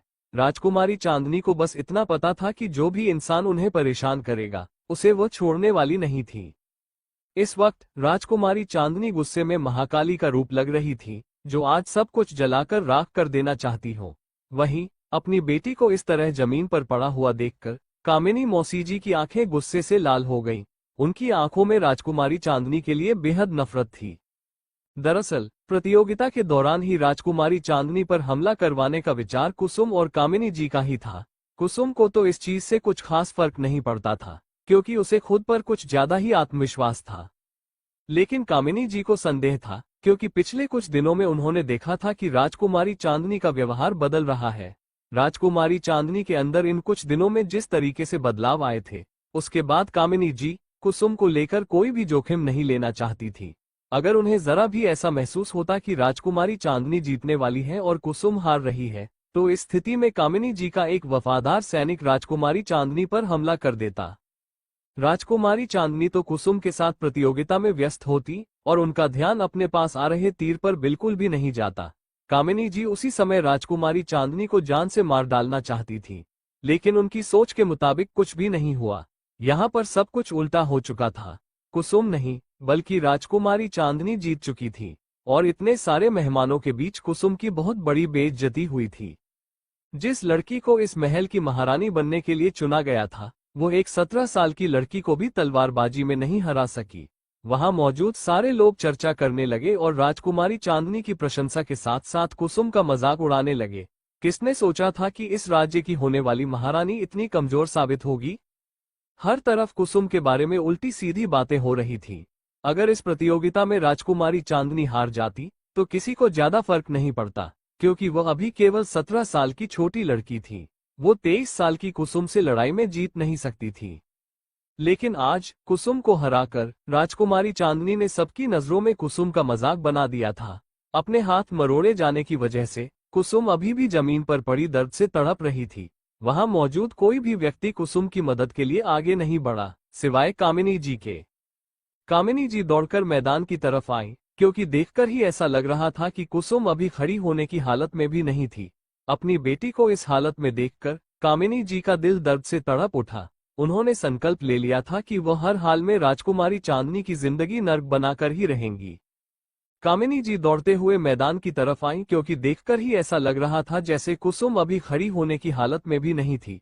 अपनी बेटी को इस हालत में देखकर कामिनी जी का दिल दर्द से तड़प उठा। उन्होंने सोच लिया था कि वे हर हाल में राजकुमारी चांदनी की जिंदगी नर्क बनाकर ही रहेंगी। राजकुमारी चांदनी को किसी से कोई मतलब नहीं था। वो लड़ाई जीतने के तुरंत बाद ही वहां से आराम से चली गई। उधर कामिनी जी रोते हुए कुसुम के पास आईं और उसे सहारा देकर उसके कक्ष में ले गई। कल युवराज और कुसुम का विवाह था और आज कुसुम की ऐसी हालत देखकर कामिनी जी के दिल में राजकुमारी चांदनी के लिए नफरत और भी बढ़ गई थी। दूसरी ओर राजकुमारी चांदनी का कक्ष। राजकुमारी चांदनी जैसे ही अपने कक्ष में पहुंची, उसने देखा कि वहां पहले से ही युवराज सम्राट सिंह बैठे हुए थे। इस समय राजकुमारी चांदनी का किसी से भी बात करने का मन नहीं था, इसलिए उसने युवराज सम्राट सिंह को नजरअंदाज किया और बाथरूम की तरफ बढ़ने लगी। तभी युवराज सम्राट सिंह ने उसे रोकते हुए कहा, एंजल, अब वक्त आ गया है कि तुम हर चीज को ध्यान से देखो और ऑब्जर्व करो। अगर कुसुम इस विवाह से भाग गई तो बलि का बकरा तुम ही बनोगी। युवराज सम्राट सिंह की बात सुनकर राजकुमारी चांदनी वहीं रुक गई। उसने पीछे मुड़कर युवराज सम्राट सिंह की ओर देखा, जिनके चेहरे पर इस वक्त गहरी गंभीरता थी। राजकुमारी चांदनी ने उनकी बात सुनते ही तुरंत लक्ष्य के पास जाकर कहा, लक्ष्य, अपनी मधुमक्खियों के जरिए हर वक्त कुसुम और कामिनी जी पर नजर रखो। लक्ष्य ने जवाब में ओके राजकुमारी जी कहा और अपनी एक खास मधुमक्खी को कुसुम के पास भेज दिया। लक्ष्य की इस मधुमक्खी को एमसी मिनी कैमरा कहा जाता था। जब लक्ष्य का काम पूरा हो गया, तब राजकुमारी चांदनी ने उसे पूरी तरह अनदेखा करते हुए युवराज सम्राट सिंह से पूछा, सार्थक, क्या तुम्हें राजकुमारी चांदनी के असली परिवार के बारे में कुछ पता है? राजकुमारी चांदनी का सवाल सुनकर युवराज सम्राट सिंह बोले, जहां तक मुझे याद है, राजकुमारी चांदनी एक रहस्यमयी लड़की है। वो कहां से आई थी, ये कहानी की शुरुआत में नहीं बताया गया था। सारा सच तब सामने आया था जब राजकुमारी चांदनी की मौत हो चुकी थी, लेकिन मैंने इसके आगे पढ़ाई ही नहीं। बेचारे सार्थक को अपने मरने पर उतना अफसोस नहीं हुआ था, जितना उसे अपनी किताब को पूरा न पढ़ने का हो रहा था। अगर उसने पूरी किताब पढ़ ली होती तो उसे राजकुमारी चांदनी के बारे में सब कुछ पता चल जाता। राजकुमारी चांदनी की मौत का जिक्र पढ़कर ही सार्थक इतना गुस्सा हो गया था कि उसने आगे की कहानी पढ़ना भी जरूरी नहीं समझा। उधर राजकुमारी चांदनी अच्छी तरह जानती थी कि असली राजकुमारी चांदनी की पहचान भी उतनी ही रहस्यमयी थी, लेकिन फिलहाल उसे इस चीज पर ध्यान देने के बजाय युवराज और कुसुम की शादी पर फोकस करना था। उसके दिमाग में इस वक्त ढेर सारी बातें चल रही थी। अब तक राजकुमारी चांदनी ने जितना कुसुम को ऑब्जर्व किया था, उसके अनुसार कुसुम अभी भी युवराज यश प्रताप सिंह से विवाह करना चाहती थी। तो फिर ऐसी कौन सी वजह थी जिसके कारण कुसुम शादी में नहीं आई थी? आखिर क्यों कुसुम शादी से भागी थी? जो भी हो, अब तो राजकुमारी चांदनी को इसका जवाब शादी वाले दिन ही मिल सकता था। और जिस तरह लक्ष्य पूरी लगन से कुसुम की जांच पड़ताल कर रहा था, उसे यकीन था कि उसे कोई न कोई सुराग जरूर मिलेगा। राजकुमारी चांदनी ने युवराज सम्राट सिंह को दिलासा देते हुए कहा, सार्थक, तुम्हें टेंशन लेने की बिल्कुल भी जरूरत नहीं है। मेरी मर्जी के बिना कोई मुझसे शादी नहीं कर सकता। इतना कहकर राजकुमारी चांदनी ने युवराज सम्राट सिंह को पूरी तरह नजरअंदाज कर दिया और अपनी अलमारी से एक बेहद खूबसूरत लहंगा निकालकर कपड़े बदलने चली गई। आज राजकुमारी चांदनी ने लगातार 4 घंटे तक तलवारबाजी की प्रैक्टिस की थी, फिर 2 घंटे तक प्रतियोगिता चली थी। इसके अलावा हर फंक्शन के लिए डांस सीखना भी राजकुमारी चांदनी के लिए बहुत थका देने वाला काम था। वह भी आखिर एक इंसान ही थी, उसका पूरा शरीर थक चुका था, उसकी मांसपेशियां आराम मांग रही थी। लेकिन थोड़ी ही देर बाद मेहंदी का फंक्शन था, इसलिए उसे जागना ही था। राजकुमारी चांदनी इतना समझ चुकी थी कि जब तक विवाह संपन्न नहीं हो जाता, तब तक उसे आराम करने का मौका नहीं मिलेगा। थककर गुसलखाने में जाने के बाद वो सबसे पहले अपने लैब में गई और वहां से एक इंजेक्शन निकालकर खुद को इंजेक्ट कर लिया। वो एनर्जी का इंजेक्शन था। इस इंजेक्शन की वजह से राजकुमारी चांदनी अगले 24 घंटे तक एनर्जेटिक रह सकती थी। लेकिन राजकुमारी जानती थी कि जैसे ही इंजेक्शन का असर खत्म होगा, उसके बाद उसका क्या हाल होगा। इतने लंबे समय तक लगातार अपनी मांसपेशियों को आराम न देने और इंजेक्शन लेकर शरीर को जबरदस्ती काम में लगाने की वजह से जब इंजेक्शन का असर खत्म होगा, तब उसे सारा दर्द एक ही बार में झेलना पड़ेगा। फिर भी राजकुमारी चांदनी ने वह इंजेक्शन खुद को लगा लिया। उसके बाद उसने ऑरेंज कलर का बेहद खूबसूरत लहंगा पहना और बाहर आई। बाहर आते ही उसकी नजर पूरे कक्ष में घूम गई, लेकिन युवराज सम्राट सिंह कहीं भी नजर नहीं आए। वो समझ चुकी थी कि युवराज सम्राट सिंह जा चुके थे। वो सहजता से अपने कक्ष से बाहर निकली और वापस डांस प्रैक्टिस करने लगी। वहीं दूसरी तरफ इस महल में एक गुप्त तहखाना था, जिसके बारे में महल के कुछ गिने चुने और बेहद खास लोग ही जानते थे।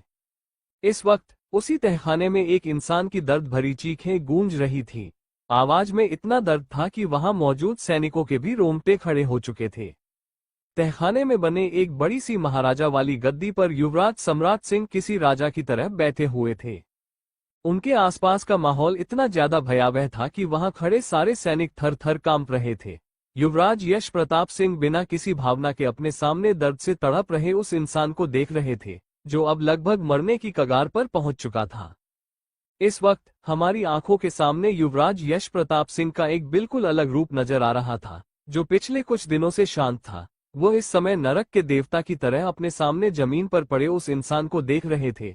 युवराज यश प्रताप सिंह की तीव्र निगाहों और खौफनाक उपस्थिति की वजह से उस इंसान की पैंट गीली हो गई। वो पूरी तरह से अपना होश खोकर कांप रहा था। शिवाजी प्रताप सिंह इस वक्त एक साइको किंग की तरह दिख रहे थे, जो अभी इसी क्षण सब कुछ खत्म कर देना चाहते थे। उन्हें देखकर कोई भी यह यकीन नहीं कर सकता था कि ये अपने परिवार वालों के साथ कितना सामान्य व्यवहार करते हैं, लेकिन उनका ये डरावना, खौफनाक रूप केवल उनके खास सैनिक ही जानते थे। महारानी सुमित्रा देवी और महाराज उदय प्रताप सिंह भी युवराज यश प्रताप सिंह के इस रूप से परिचित थे। उन्हें युवराज के गुस्से की भी पूरी जानकारी थी, लेकिन फिर भी उन्हें अपने बेटे पर फक होता था। इस वक्त युवराज यश प्रताप सिंह के सामने पड़े हुए इंसान के शरीर के हर कोने से खून बह रहा था। वहीं पास में खड़ा एक दूसरा व्यक्ति, जो किसी जल्लाद से कम नहीं था, बिना किसी भाव के उस आदमी के शरीर पर चाकू से बार बार एक ही चीज लिख रहा था, हमें माफ कर दीजिए युवराज। जैसे ही युवराज यश प्रताप सिंह ने इशारा किया, वो व्यक्ति यातना देना बंद कर उनके पास जाकर खड़ा हो गया। जब युवराज के कानों में उस व्यक्ति की चीखें आनी बंद हो गईं, तो वे खुद उसके पास चले गए। युवराज को अपनी ओर आता देख वह इंसान इतना घबरा गया कि तुरंत ही बेहोश हो गया। उसे बेहोश देखकर युवराज यश प्रताप सिंह ने किसी सनकी की तरह अपनी गर्दन पर हाथ फेरा और चिल्लाते हुए कहा, होश में लाओ इसे। युवराज की यह बात सुनकर एक सैनिक डरते हुए अपने कांपते पैरों के साथ तुरंत सामने आया और बेहोश पड़े व्यक्ति के चेहरे पर पानी डाल दिया। पानी के छींटे पड़ते ही वो जख्मी इंसान होश में आ गया, लेकिन अब वो बेहद कमजोर लग रहा था। जैसे ही वो व्यक्ति होश में आया, युवराज यश प्रताप सिंह ने एक शैतानी मुस्कान के साथ सवाल किया, किसके कहने पर तुमने ये दुस्साहस किया? वो व्यक्ति कांपते हुए युवराज के पैरों में गिर पड़ा और गिड़गिड़ाने लगा, हमें माफ कर दीजिए युवराज, हम ऐसा नहीं करना चाहते थे, लेकिन हमारे 10 साल के बेटे को उन्होंने अगवा कर लिया था। हमने ये सब अपने बेटे के लिए ही किया है। हम जानते हैं कि आपके महल में आकर राजकुमारी चांदनी पर जानलेवा हमला करके हमने बहुत बड़ा अपराध किया है, जिसकी कोई माफी नहीं है। हम ये भी नहीं चाहते कि आप हमें माफ करें, लेकिन हम पर एक एहसान कर दीजिए, कृपया हमारे पुत्र को बचा लीजिए। वो इंसान तड़प तड़प कर रो रहा था। यही वो व्यक्ति था जिसने आज राजकुमारी चांदनी पर हमला किया था। हमले के बाद भागने की उसने पूरी कोशिश की थी, लेकिन युवराज यश प्रताप सिंह के सैनिक बेहद प्रशिक्षित थे, इसलिए वह तुरंत ही पकड़ लिया गया। उस व्यक्ति की बात सुनकर युवराज यश प्रताप सिंह के चेहरे के भाव जरा भी नहीं बदले। उन्हें देखकर ऐसा लग रहा था जैसे उनके भीतर किसी भी इंसान के लिए जरा भी दया नहीं बची थी। उन्होंने बिना किसी भावना के एक बार फिर सवाल किया, हम तुमसे आखिरी बार पूछ रहे हैं, किसके कहने पर तुमने हमारे चांद पर हमला करवाया? युवराज यश प्रताप सिंह का इतना शांत रहना वहां मौजूद सभी लोगों के दिलों में भय पैदा कर रहा था। वो व्यक्ति कांपते हुए बोला, राजकुमारी चांदनी पर हमला करने के लिए जिसने हमें धमकाया था, वो कोई और नहीं बल्कि आपके ही महल का व्यक्ति है, आपकी मौसी जी। मौसी जी, उनका नाम सुनते ही वहां मौजूद सभी सैनिकों के होश उड़ गए। मौसी जी मतलब कामिनी जी। लेकिन कामिनी राजकुमारी चांदनी को मारना क्यों चाहती थी, जबकि युवराज की शादी पहले से ही कुसुम के साथ तय हो चुकी थी? कामिनी जी। जैसे ही यह नाम युवराज यश प्रताप सिंह के कानों में पड़ा, उनकी आंखें बर्फ की तरह ठंडी हो गईं, और फिर अचानक वो शैतानों की तरह जोर जोर से हंसने लगे। उनकी वह हंसी इतनी खौफनाक थी कि वहां खड़े सभी लोगों को घुटन महसूस होने लगी। ऐसा लगने लगा जैसे आज ही उन सबका इस धरती पर आखिरी दिन होगा। कुछ पलों तक खामोश रहने के बाद युवराज यश प्रताप सिंह ने अपने एक सैनिक को पास बुलाया और सख्त आवाज में आदेश दिया, इसके बेटे को मौसी जी के सैनिकों की कैद से छुड़ाओ और उसे सही सलामत उसके घर पहुंचा दो। ये सुनते ही जमीन पर पड़ा वो इंसान खुशी से रो पड़ा। उसे विश्वास नहीं हो रहा था कि उसका बेटा अब सुरक्षित रहेगा। लेकिन अगले ही पल युवराज यश प्रताप सिंह ने उस इंसान के जबड़े को पकड़ लिया और दांत पीसते हुए बोले, पर बात चाहे जो भी हो, तुम्हें हमारी चांद पर हमला नहीं करना चाहिए था। ये तो बहुत गलत बात है। युवराज यश प्रताप सिंह ने यह बात किसी मासूम बच्चे की तरह कही थी, लेकिन उनकी मासूमियत को देखकर वहां मौजूद सभी लोग डर से थर थर कांप रहे थे। वो व्यक्ति अभी युवराज को कोई सफाई दे ही पाता कि इससे पहले ही युवराज यश प्रताप सिंह ने अचानक अपनी कमर में बंधे खंजर को निकाला और उसे उस आदमी की आंखों में घुसेड़ दिया। एक आंख में खंजर घुसते ही उस इंसान की दूसरी आंख खुद ही बाहर निकलकर जमीन पर गिर पड़ी। ये दृश्य इतना भयावह था कि वहां मौजूद 2 सैनिकों को उल्टी आ गई। वहीं एक नया सैनिक जो अभी अभी महल में भर्ती हुआ था, ये सब देखकर इतना डर गया कि उसे हार्ट अटैक आ गया और वह वहीं पर मर गया। लेकिन वहां मौजूद पुराने सैनिक इस सच से भली भांति परिचित थे कि यही युवराज यश प्रताप सिंह का असली रूप था। हालांकि किसी को ये समझ नहीं आ रहा था कि युवराज आखिर चांदनी के लिए इतना उग्र क्यों हो रहे थे, जबकि उनका विवाह तो कुसुम से होने वाला था। और सबसे बड़ा सवाल, क्या कुसुम का इतना बड़ा सच सामने आने के बाद भी युवराज उससे शादी करेंगे? सभी सैनिक चुपचाप एक ओर खड़े रहे, किसी में भी एक शब्द बोलने की हिम्मत नहीं थी। तभी युवराज यश प्रताप सिंह ने अपने खंजर को उस आदमी की आंख से निकालकर उसके कान में घुसा दिया, और अगले ही पल वह इंसान दम तोड़ चुका था। उस इंसान के मरते ही युवराज किसी पागल की तरह जोर जोर से हंसने लगे और ताली बजाने लगे।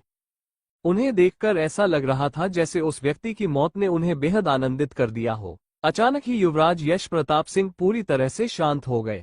उन्होंने अपने चेहरे पर लगे खून को धीरे धीरे पोंछा और किसी सनकी की तरह बुदबुदाए। लगता है कामिनी मौसी जी ने मुझे बहुत हल्के में ले लिया है, लेकिन उनकी आज की हरकत की कीमत अब उनकी बेटी को चुकानी पड़ेगी। कल बहुत कुछ होने वाला है, कुछ ऐसा जिसे तुम लोग सहन नहीं कर पाओगे। बस एक बार विवाह का कार्यक्रम समाप्त हो जाने दो, उसके बाद मैं तुम सबको असली युवराज यश प्रताप सिंह के दर्शन करवाऊंगा। एक ऐसा नाम जिससे सुनकर ही लोगों की रूह कांप जाती है। हमारे ही महल में रहकर हमारे ही खिलाफ इतनी बड़ी साजिश रची है। मौसी जी, अब तो तुम्हें इसकी सजा जरूर मिलेगी।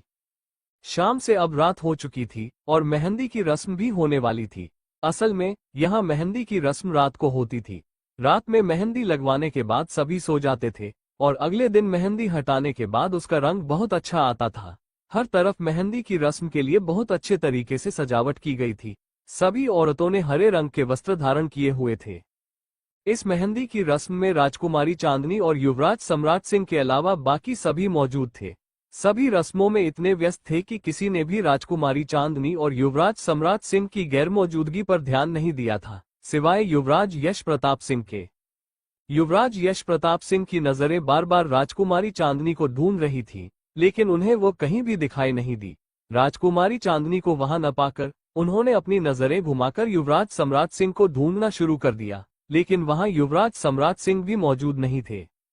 उन दोनों की गैरमौजूदगी से युवराज यश प्रताप सिंह ने गुस्से में अपनी मुट्ठी भींच ली।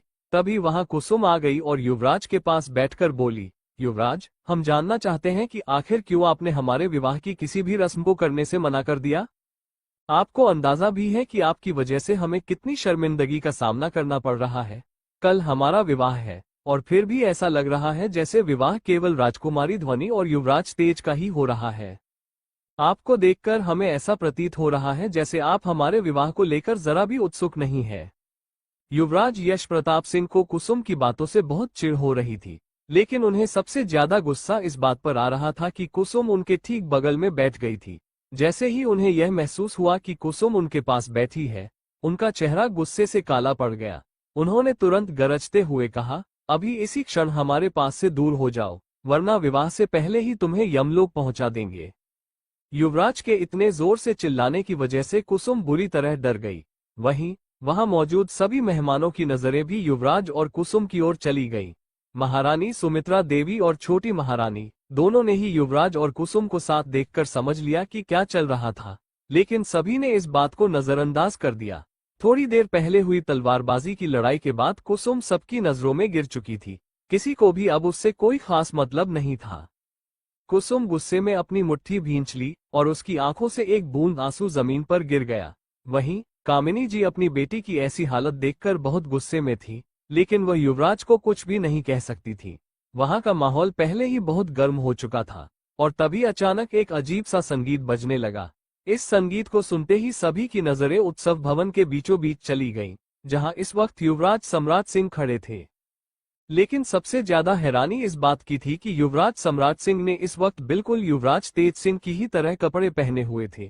किसी को समझ नहीं आया कि आखिर वह क्या करना चाह रहे थे। राजकुमारी ऐश्वर्या तो अपनी आंखें फाड़े अपने सामने खड़े युवराज सम्राट सिंह को देख रही थी। आज वो किसी कामदेव के अवतार की तरह प्रतीत हो रहे थे। वहां मौजूद सभी स्त्रियां उन्हें देखकर आहें भरने लगीं। तभी अचानक पीछे से 2-3-4 औरतें आ गईं और गाना गाने लगीं। ओ लड़के दीवाने, कहाँ से आया तू, दुल्हन को ले जाने, कहाँ से आया तू। उन सभी औरतों को युवराज सम्राट सिंह के पीछे देखकर सभी लोग असमंजस में पड़ गए, लेकिन थोड़ी ही देर में सबको समझ में आ गया कि यहाँ पर क्या हो रहा था। दुल्हन के देवर और दूल्हे की साली ने मिलकर दूल्हा और दुल्हन के लिए ये तोहफा तैयार किया था। सभी अपने होश में वापस आए और एक बार फिर से युवराज सम्राट सिंह की तरफ देखने लगे, जो पूरे माहौल के बीचों बीच खड़े होकर स्टाइल मार रहे थे। वहीं वे चारों औरतें ठीक उनके पीछे खड़ी होकर गाना गा रही थीं। ओ लड़के दीवाने, कहाँ से आया तू, दुल्हन को ले जाने, कहाँ से आया तू। तभी अचानक वे सभी औरतें साइड हो गईं और उनके पीछे से राजकुमारी चांदनी बाहर निकल आईं। वे बड़े ही स्टाइल से आगे बढ़ने लगीं। सब लोग राजकुमारी चांदनी और उनकी खूबसूरती देखकर हैरान रह गए थे। युवराज यश प्रताप सिंह तो अपनी पलकें भी झपकाना भूल चुके थे, लेकिन तभी सबने नोटिस किया कि राजकुमारी चांदनी ने हूबहू राजकुमारी ध्वनि जैसे वस्त्र पहने हुए थे। पहले तो इन दोनों को इस तरह से तैयार देखकर सभी को अजीब लगा, लेकिन अगले ही पल सब समझ गए कि युवराज सम्राट सिंह और राजकुमारी चांदनी यहाँ पर युवराज तेज सिंह और राजकुमारी ध्वनि का ही नाटक कर रहे थे। ये समझते ही राजकुमारी ध्वनि शर्मा गईं और उनकी पलकें झुक गईं। वहीं युवराज तेज सिंह घूर घूर कर युवराज सम्राट सिंह को देखने लगे, लेकिन युवराज सम्राट सिंह को कोई फर्क नहीं पड़ा। तभी राजकुमारी चांदनी अपने पूरे एटीट्यूड के साथ मटक मटक कर युवराज सम्राट सिंह को क्रॉस करके आगे बढ़ने लगी। तभी युवराज सम्राट सिंह ने तुरंत ही उनका हाथ पकड़ लिया और गाने लगे, चल प्यार करेगी। युवराज सम्राट सिंह की इस बात को सुनकर राजकुमारी चांदनी की आंखों में चमक आ गई। वे पीछे पलटकर देखने लगी और बड़ी ही खुशी के साथ गाने लगी, हाँ जी, हाँ जी। राजकुमारी चांदनी की हाँ सुनकर युवराज सम्राट सिंह और बेशर्मी के साथ बोले, मेरे साथ चलेगी। युवराज सम्राट सिंह की इस बात को सुनकर राजकुमारी चांदनी घबराने का नाटक करते हुए उनसे दूर जाने लगी और बोली, ना जी, ना जी। इस बार युवराज सम्राट सिंह ने थोड़ा गुस्से में राजकुमारी चांदनी की तरफ देखते हुए कहा, हो चल प्यार करेगी। प्यार का नाम सुनते ही राजकुमारी चांदनी की आंखों में एक बार फिर से चमक आ गई और वे युवराज सम्राट सिंह के पास जाते हुए बोली, हाँ जी, हाँ जी। तभी युवराज सम्राट सिंह फिर से बोले, ओ मेरे साथ चलेगी। इस बार तो राजकुमारी चांदनी ने इतना भयंकर घबराने का नाटक किया कि वहां मौजूद सभी लोग उनकी यह हरकत देखकर हैरान रह गए। एक पल के लिए तो मेहंदी लगाने वाली भी राजकुमारी ध्वनि को मेहंदी लगाना भूल गई और यह सब देखने लगी। बेचारी राजकुमारी ध्वनि तो शर्म से पानी पानी हो चुकी थी। वे दोनों कितनी बेशर्मी से युवराज तेज सिंह और राजकुमारी ध्वनि की प्रेम कहानी को नाटक के रूप में सबके सामने दिखा रहे थे। हालांकि राजकुमारी ध्वनि और युवराज सम्राट सिंह के बीच ऐसा कुछ नहीं हुआ था जैसा वे दोनों नौटंकी कर रहे थे, लेकिन इसे देखकर राजकुमारी ध्वनि को बहुत शर्म आ रही थी। वहीं युवराज तेज सिंह अपनी आंखें छोटी करके अपने भाई को घूर घूर कर देख रहे थे, जो उनकी टांग खींच रहे थे। वहीं राजकुमारी चांदनी अपने घबराने के नाटक को जारी रखते हुए गाने लगी, ना जी, ना जी। इतना कहते ही राजकुमारी चांदनी युवराज सम्राट सिंह से दूर भागने लगी, लेकिन अगले ही पल युवराज सम्राट सिंह ने उनका हाथ पकड़ लिया। दोनों के बीच 2 हाथों का फासला था।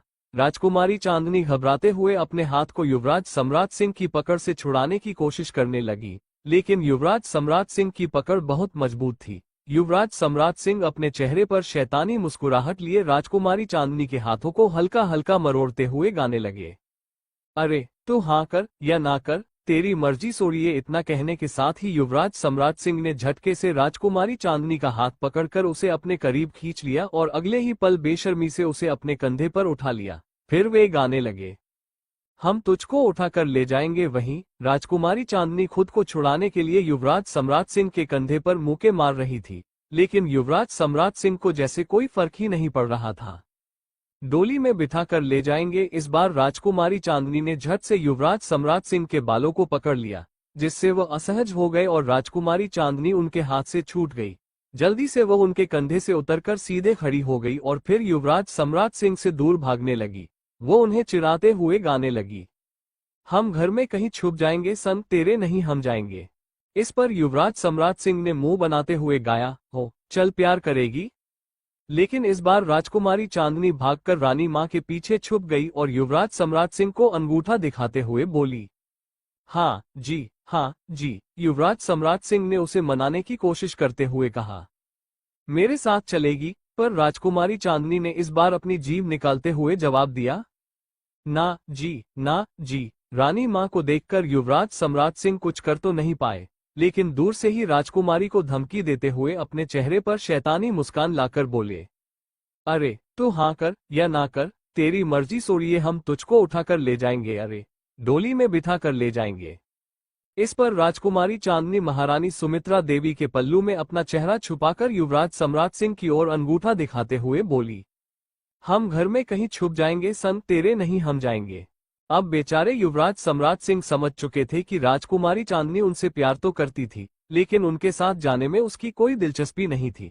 उन्होंने मासूम सा चेहरा बनाते हुए गाया और सवाल किया, चल प्यार करेगी। इस बार राजकुमारी चांदनी मुस्कुराई, अपना चेहरा महारानी सुमित्रा देवी के पल्लू से बाहर निकाला और फिर बोली, हाँ जी, हाँ जी। राजकुमारी चांदनी के इस जवाब को सुनते ही युवराज सम्राट सिंह खुशी से झूम उठे और मुस्कुराते हुए सबकी ओर देखने लगे। जब उन्होंने और राजकुमारी चांदनी ने चारों तरफ नजर घुमाई, तो उन्हें एहसास हुआ कि वहां मौजूद सभी लोग अभी तक उनके इस डांस प्रोग्राम में ही उलझे हुए थे। सब उनकी इस नोकझोंक वाली परफॉर्मेंस में इतने खो चुके थे कि उन्हें अंदाजा ही नहीं था कि डांस कब का खत्म हो चुका था। ये सोचते ही राजकुमारी चांदनी और युवराज सम्राट सिंह के चेहरे पर बड़ी सी मुस्कान आ गई। दोनों कुछ और अनएक्सपेक्टेड करने की योजना बना रहे थे। थोड़ी ही देर में सब अपने होश में वापस आ गए। राजकुमारी चांदनी और युवराज सम्राट सिंह की इस हरकत को देखकर राजकुमारी ध्वनि शर्म से अपनी पलकें झुका चुकी थी। उन्हें सच में बहुत ज्यादा शर्म आ रही थी कि इन दोनों बेशर्म नालायकों ने सबके सामने युवराज तेज और राजकुमारी ध्वनि के प्रेम की पोल खोल दी थी। इस बार तो इन दोनों की ऐसी हरकत देखकर युवराज तेज सिंह के भी गाल हल्के हल्के लाल हो चुके थे। सब आपस में ही हंस बोल रहे थे, लेकिन किसी ने इस बात पर ध्यान नहीं दिया कि इस पूरे डांस परफॉर्मेंस को देखकर किसी के दिल में जलन पैदा हो गई थी। वो कोई और नहीं बल्कि युवराज यश प्रताप सिंह थे, जिन्हें राजकुमारी चांदनी को युवराज सम्राट सिंह के साथ देखना बिल्कुल भी अच्छा नहीं लगा था।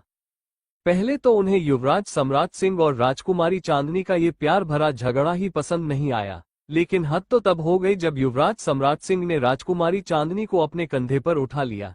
किसी ने भी इस चीज को नोटिस नहीं किया था, यहाँ तक कि खुद युवराज सम्राट सिंह और राजकुमारी चांदनी ने भी नहीं। पर जब युवराज सम्राट सिंह ने उसे कंधे पर उठाया था तो गलती से उनका हाथ राजकुमारी चांदनी की कमर को छू गया था। साल 2104 में ये सब बातें बहुत सामान्य थी, इसीलिए न ही युवराज सम्राट सिंह और न ही राजकुमारी चांदनी ने इस बात पर ध्यान दिया था, लेकिन युवराज यश प्रताप सिंह ने इसे नोटिस कर लिया था। जब से उन्होंने यह नजारा देखा था तब से उनका खून खौल रहा था। उन्हें राजकुमारी चांदनी के आसपास किसी भी गैर मर्द को देखना बिल्कुल पसंद नहीं था। वह इस वक्त इतने ज्यादा गुस्से में थे कि उनके आसपास मौजूद सैनिकों तक को अपनी रीढ़ की हड्डी में सिहरन महसूस होने लगी थी। युवराज यश प्रताप सिंह ने बहुत जोर से अपनी मुट्ठी बांध रखी थी, जिससे उनके नाखून उनकी हथेली में गड़ चुके थे।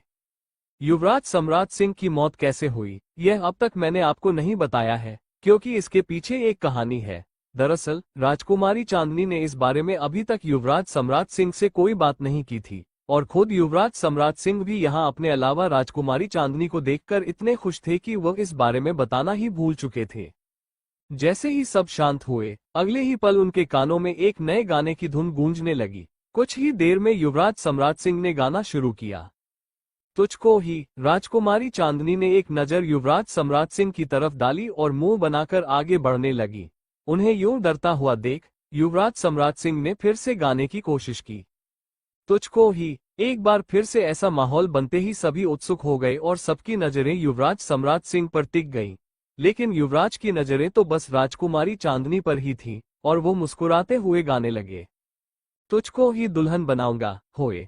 पीछे से लोगों की तालियों की गड़गड़ाहट गूंज उठी, जिससे माहौल और भी खुशनुमा हो गया। होए। युवराज सम्राट सिंह बेहद आकर्षक अंदाज में नाचते हुए गा रहे थे। तुझको ही दुल्हन बनाऊंगा, वरना कंवारा मर जाऊंगा।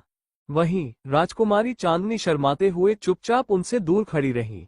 तुझको ही दुल्हन बनाऊंगा, वरना कंवारा मर जाऊंगा।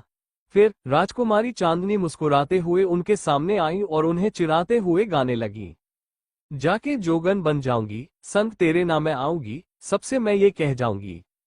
इसके बाद उन्होंने युवराज सम्राट सिंह के चारों ओर घूमते हुए गाना जारी रखा। तुझको ना दूल्हा बनाऊंगी।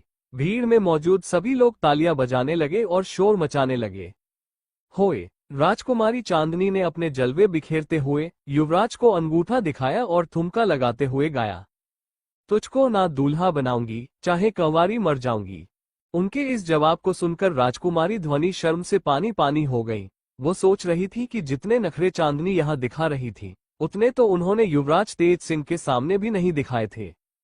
तुझको ना दूल्हा बनाऊंगी, चाहे कंवारी मर जाऊंगी। युवराज सम्राट सिंह ने उन्हें मनाने की कोशिश करते हुए उनकी कमर को हल्के से थामा और प्यार से गाया। तेरे लिए लाऊंगा बिंदिया चांद सितारों की। लेकिन राजकुमारी चांदनी शरारत भरी मुस्कान के साथ खुद को उनकी पकड़ से छुड़ाते हुए मुंह बनाकर दूसरी ओर चल दी। युवराज भी हार मानने वालों में से नहीं थे। वे फिर से उन्हें मनाने के लिए उनके पीछे पीछे नाचते हुए गाने लगे। हाँ, तेरे लिए लाऊंगा बिंदिया चांद सितारों की, पहनाऊंगा चुनर मैं तुझको नई बहारों की। युवराज के इस अंदाज से चिढ़कर राजकुमारी चांदनी ने वापस मुड़कर उन्हें हल्का सा धक्का दिया और गाने लगी। अरे जा रे कंवारे, मुझ पे डोरे डालना तू ऐसे, मेरे आगे पीछे फिरते हैं तेरे जैसे। इस बार युवराज सम्राट सिंह ने उनका हाथ पकड़ लिया और मुस्कुराते हुए गाया। नखरे ना कर दीवानी, अब मान भी जाओ रानी। राजकुमारी चांदनी ने झट से अपना हाथ छुड़ाया और अपनी तर्जनी उंगली दिखाते हुए उन्हें चेतावनी देते हुए गाया, ना बनेगी तेरी कहानी, चल छोड़ दे ये मनमानी। युवराज ने फिर से उनका हाथ पकड़ लिया और उनकी रिंग फिंगर में एक काल्पनिक अंगूठी डालते हुए गाया, तुझको ही छल्ला पहनाऊंगा, होए, हाँ तुझको ही छल्ला पहनाऊंगा, वरना कवारा मर जाऊंगा। राजकुमारी चांदनी वो अदृश्य अंगूठी देखकर बहुत खुश हो गई, लेकिन फिर भी नखरे करते हुए उन्होंने मुंह फेर लिया और दोबारा गाने लगी, जाके जोगन बन जाऊंगी, संग तेरे नाम मैं आऊंगी, सबसे मैं ये कह जाऊंगी। अब की बार उन्होंने और भी अदाओं के साथ कमर मटकाते हुए नाचना शुरू किया, तुझको ना दूल्हा बनाऊंगी, चाहे कंवारी मर जाऊंगी। इस हंसी ठिठोली से अनजान युवराज यश प्रताप सिंह गुस्से में तिलमिला उठे। राजकुमारी चांदनी और युवराज सम्राट सिंह को इतने करीब देखकर उनका पारा 7वें आसमान पर था। उन्होंने मन ही मन दांत भींचते हुए कहा, आप बहुत गलत कर रही हैं, चांद, आपको अपने करीब किसी को भी नहीं आने देना चाहिए था। लगता है आप हमें हल्के में ले रही हैं। पिछली बार दी गई हमारी धमकी को आप भूल चुकी हैं। अब वो समय आ चुका है जब हम आपको अपना असली रूप दिखाएंगे। इस बार हमें आपको समझाना ही होगा कि हमारे अलावा कोई भी आपको छू नहीं सकता। ये सब सोचते हुए उनके चेहरे पर बेनतहा गुस्सा था। वो अभी चुपचाप खड़े सिर्फ इसीलिए देख रहे थे क्योंकि उनके दिमाग में कुछ और ही योजना चल रही थी। दूसरी तरफ राजकुमारी चांदनी अपने नखरों में मस्त होकर दोबारा गाने लगी, शादी वादी के चक्कर में मुझे नहीं पड़ना। उनके इस बयान से युवराज यश प्रताप सिंह की आंखें गुस्से से सिकुड़ गईं, लेकिन इस जश्न के माहौल में किसी ने उन पर ध्यान ही नहीं दिया। इस पूरे समारोह की सेंटर ऑफ अट्रैक्शन सिर्फ और सिर्फ राजकुमारी चांदनी बनी हुई थी। वो फिर से मस्त होकर गाने लगी, अरे शादी वादी के चक्कर में मुझे नहीं पड़ना, चार दीवारों में घुट घुट के मुझे नहीं मरना। उनकी इस शिकायत पर युवराज सम्राट सिंह हंस पड़े और उन्हें मनाने के लिए गाने लगे, खुली हवाओं की मैं तुझको सैर कराऊंगा, हनीमून में लंदन पेरिस तुझे घुमाऊंगा। हनीमून और लंदन पेरिस सुनते ही वहां मौजूद सभी लोग हैरानी से युवराज सम्राट सिंह को देखने लगे। पर यह सोच ज्यादा देर टिक नहीं पाए, क्योंकि अगले ही पल सब फिर से खुशी में झूमने लगे। जैसे ही युवराज सम्राट सिंह की पंक्ति पूरी हुई, राजकुमारी चांदनी ने मुंह बना लिया और जवाब देते हुए गाने लगी, चिकनी चिकनी बातों में आओ ना तेरे हाथों में। इस बार युवराज सम्राट सिंह थोड़ा एटीट्यूड में आ गए, जैसे अगर राजकुमारी चांदनी ने उन्हें ठुकरा दिया तो वो बहुत बड़ा और कीमती खजाना खो देंगी। युवराज सम्राट सिंह ने उसी अंदाज में बड़े एटीट्यूड के साथ गाया, मुझको जो ठुकराएगी तो बाद में पछताएगी। राजकुमारी चांदनी मुस्कुराते हुए उनकी ओर मुड़ी और नोटी स्माइल लाते हुए गाने लगी, ना सेज तेरी सजाऊंगी, होए। बेचारी राजकुमारी ध्वनि को तो अब मुंह दिखाने लायक नहीं छोड़ा गया था। वो बहुत ही ज्यादा शर्मा रही थी। शर्म की वजह से उनका पूरा चेहरा लाल पड़ चुका था, जिससे वो बहुत ही प्यारी लग रही थी।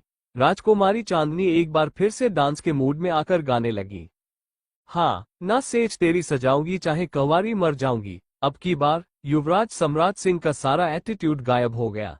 वो बेशर्मों की तरह पैर पटकते हुए राजकुमारी चांदनी के पास आए और नखरे दिखाते हुए गाने लगे, बिन तेरे ना जी पाऊंगा, बिन तेरे ना मर पाऊंगा, सबसे मैं ये कह जाऊंगा, तुझको ही दुल्हन बनाऊंगा, वरना कंवारा मर जाऊंगा। युवराज सम्राट सिंह की ऐसी हरकतें देखकर युवराज तेज सिंह का दिल तो कर रहा था कि उन्हें पकड़कर जोर से पीट दें।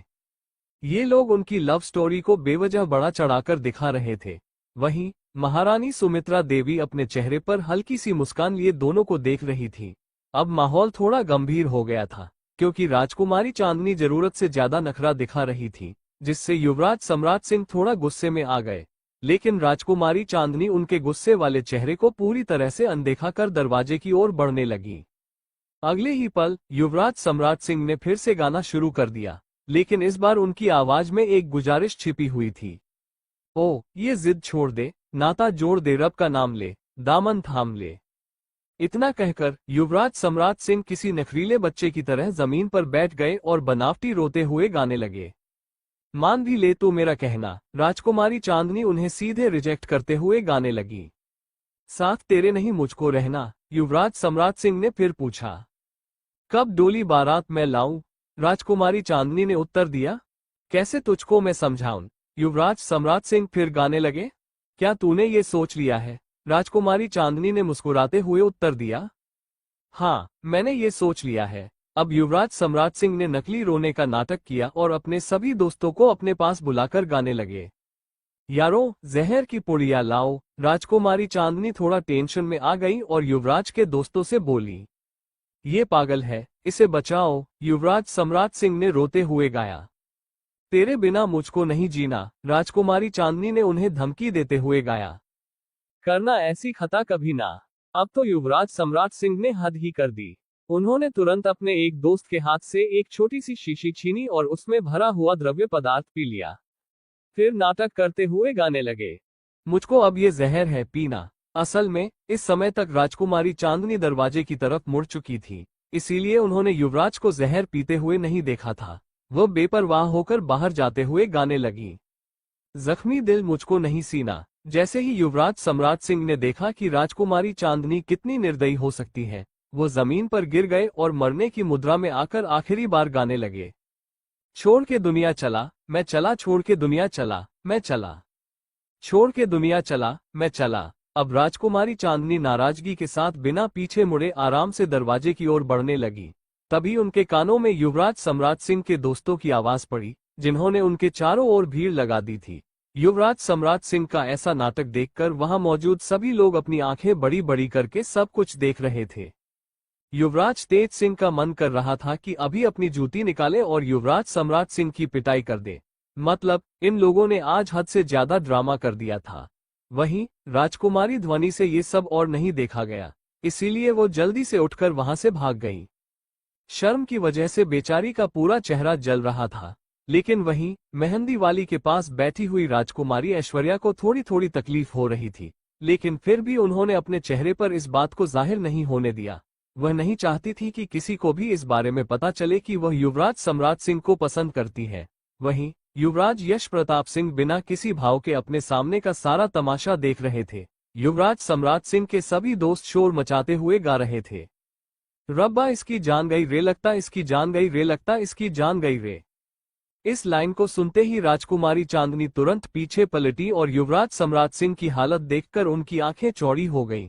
उन्होंने अपने चेहरे पर हल्की चिंता लिए हुए गाना गाया, इसे कहो मैं मान गई रे, इसे कहो मैं मान गई रे, इसे कहो मैं मान गई रे।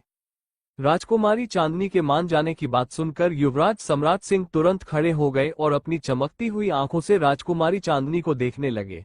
लेकिन इस बार राजकुमारी चांदनी की आंखों में उनके लिए गुस्सा या इनकार नहीं, बल्कि प्यार, नकली वाला, था। उन्होंने अपनी आवाज में ढेर सारा प्यार घोलते हुए गाया, ओ लो मैं मान गई, हाँ मैं मान गई, तेरे प्यार को मैं पहचान गई। इतना कहते ही राजकुमारी चांदनी एक बार फिर से नृत्य करने की मुद्रा में आ गई। इसके बाद वह युवराज सम्राट सिंह के पास गई, उन्हें बेहद ही प्यार से देखा और अपनी कमर को लचकाते हुए नृत्य करते हुए गाया, तुझको ही दूल्हा बनाऊंगी होए। राजकुमारी चांदनी की इस लाइन को सुनते ही चारों ओर शोर मच गया। सभी लोग जोर जोर से तालियां बजाने लगे और हूटिंग करने लगे। आज से पहले किसी ने भी ऐसा कोई भी समारोह नहीं देखा था जहां इतना खूबसूरत और आकर्षक प्रदर्शन हुआ हो। यहाँ पर युवराज सम्राट सिंह और राजकुमारी चांदनी का प्रदर्शन बेहद ही मनमोहक था। वहां मौजूद हर व्यक्ति एक सेकंड के लिए भी अपनी नजरें उन दोनों से हटा नहीं पा रहा था। राजकुमारी चांदनी ने अपनी कमर से एक जोरदार ठुमका लगाकर युवराज सम्राट सिंह को दूर धकेल दिया। इसके बाद वो खिलखिलाकर हंसी और नृत्य करते हुए गाया, हाँ तुझसे ही शादी रचाऊंगी वरना कंवारी मर जाऊंगी। इस बार युवराज सम्राट सिंह और राजकुमारी चांदनी दोनों ही नृत्य करने लगे, तुझको ही दूल्हा बनाऊंगी वरना कंवारी मर जाऊंगी। राजकुमारी चांदनी और युवराज सम्राट सिंह को आपस में हंसते और मुस्कुराते हुए नृत्य करते देख युवराज यश प्रताप सिंह की आंखें गुस्से से लाल हो चुकी थीं। वह अब एक पल के लिए भी राजकुमारी चांदनी को युवराज सम्राट सिंह के पास बर्दाश्त नहीं कर पा रहे थे। गुस्से में अपने दांत पीसते हुए वह उठे और वहां से चले गए। युवराज यश प्रताप सिंह को इस तरह गुस्से में जाते हुए महारानी सुमित्रा देवी ने देख लिया। उन्हें समझ में नहीं आ रहा था कि आखिर युवराज इन दिनों ऐसा व्यवहार क्यों कर रहे थे। महारानी सुमित्रा देवी युवराज यश प्रताप सिंह की आंखों में आजकल राजकुमारी चांदनी के लिए कुछ अलग ही एहसास देख पा रही थी, जो सही नहीं लग रहा था। कल युवराज यश प्रताप सिंह का विवाह था और ऐसे में उनका किसी और स्त्री के प्रति आकर्षित होना उचित नहीं था। वहीं इन सबसे अलग कुछ दूरी पर महाराज विनोद सिंह बैठे हुए थे। वो मुस्कुराते हुए युवराज सम्राट सिंह को देख रहे थे जो बेफिक्र होकर नृत्य कर रहे थे। उन्होंने शायद पहली बार अपने बेटे को इस रूप में देखा था। वो बहुत खुश थे कि अंततः युवराज सम्राट सिंह ने पिछले कुछ दिनों से खुश रहना सीख लिया था। वह अभी युवराज सम्राट सिंह को देख ही रहे थे कि अगले ही पल एक गुप्तचर उनके पास आया और उनके कान में कुछ कहा। गुप्तचर की बात सुनकर महाराज विनोद सिंह के चेहरे पर चिंता की लकीरें उभर आईं। वो तुरंत उठकर वहां से बाहर चले गए। महाराज को वहां से जाते हुए युवराज तेज ने देख लिया था, लेकिन उन्होंने इस पर ज्यादा ध्यान देना जरूरी नहीं समझा। वह जानते थे कि उनके पिता बहुत वीर हैं, कोई भी आसानी से उन्हें नुकसान नहीं पहुंचा सकता। वहीं दूसरी ओर जैसे ही महाराज विनोद सिंह उत्सव भवन से बाहर निकले, उन्हें सामने एक नकाबपोश व्यक्ति दिखाई दिया, जो उनका गुप्तचर था। गुप्तचर ने महाराज विनोद सिंह के पास आकर उन्हें प्रणाम किया और कहा, महाराज, सूर्यगढ़ से संदेश आया है कि वहां के महाराज आपसे मिलना चाहते हैं। सूर्यगढ़ के महाराज का नाम सुनते ही महाराज विनोद सिंह का दिल एक पल को कांप उठा। हालांकि वह बहुत ही कुशल और वीर शासक थे, लेकिन उसके बावजूद भी अधिकांश राज्यों के महाराज सूर्यगढ़ के महाराज का नाम सुनते ही भयभीत हो जाते थे। महाराज विनोद सिंह समझ नहीं पा रहे थे कि सूर्यगढ़ के महाराज उनसे क्यों मिलना चाहते थे। हालांकि वो ये जानते थे कि सूर्यगढ़ के महाराज नेकदिल इंसानों के प्रति नेकदिल थे, लेकिन उनकी क्रूरता के चर्चे पूरे भारतवर्ष में फैले हुए थे। सूर्यगढ़ के महाराज एक अत्यंत रहस्यमय व्यक्ति थे, जिनके बारे में कोई ज्यादा कुछ नहीं जानता था। बस इतना ज्ञात था कि 20 साल का एक लड़का अचानक से अस्तित्व में आया था, जिसके बारे में पहले कोई नहीं जानता था। सिर्फ 20 वर्ष की उम्र में ही इस लड़के ने असाधारण कार्य करने शुरू कर दिए थे। उम्र बढ़ने के साथ साथ उसने 4-5 राज्यों पर विजय प्राप्त कर ली थी। आज वो लड़का 26 वर्ष का हो चुका था, लेकिन उसकी क्रूरता दिन ब दिन बढ़ती ही जा रही थी।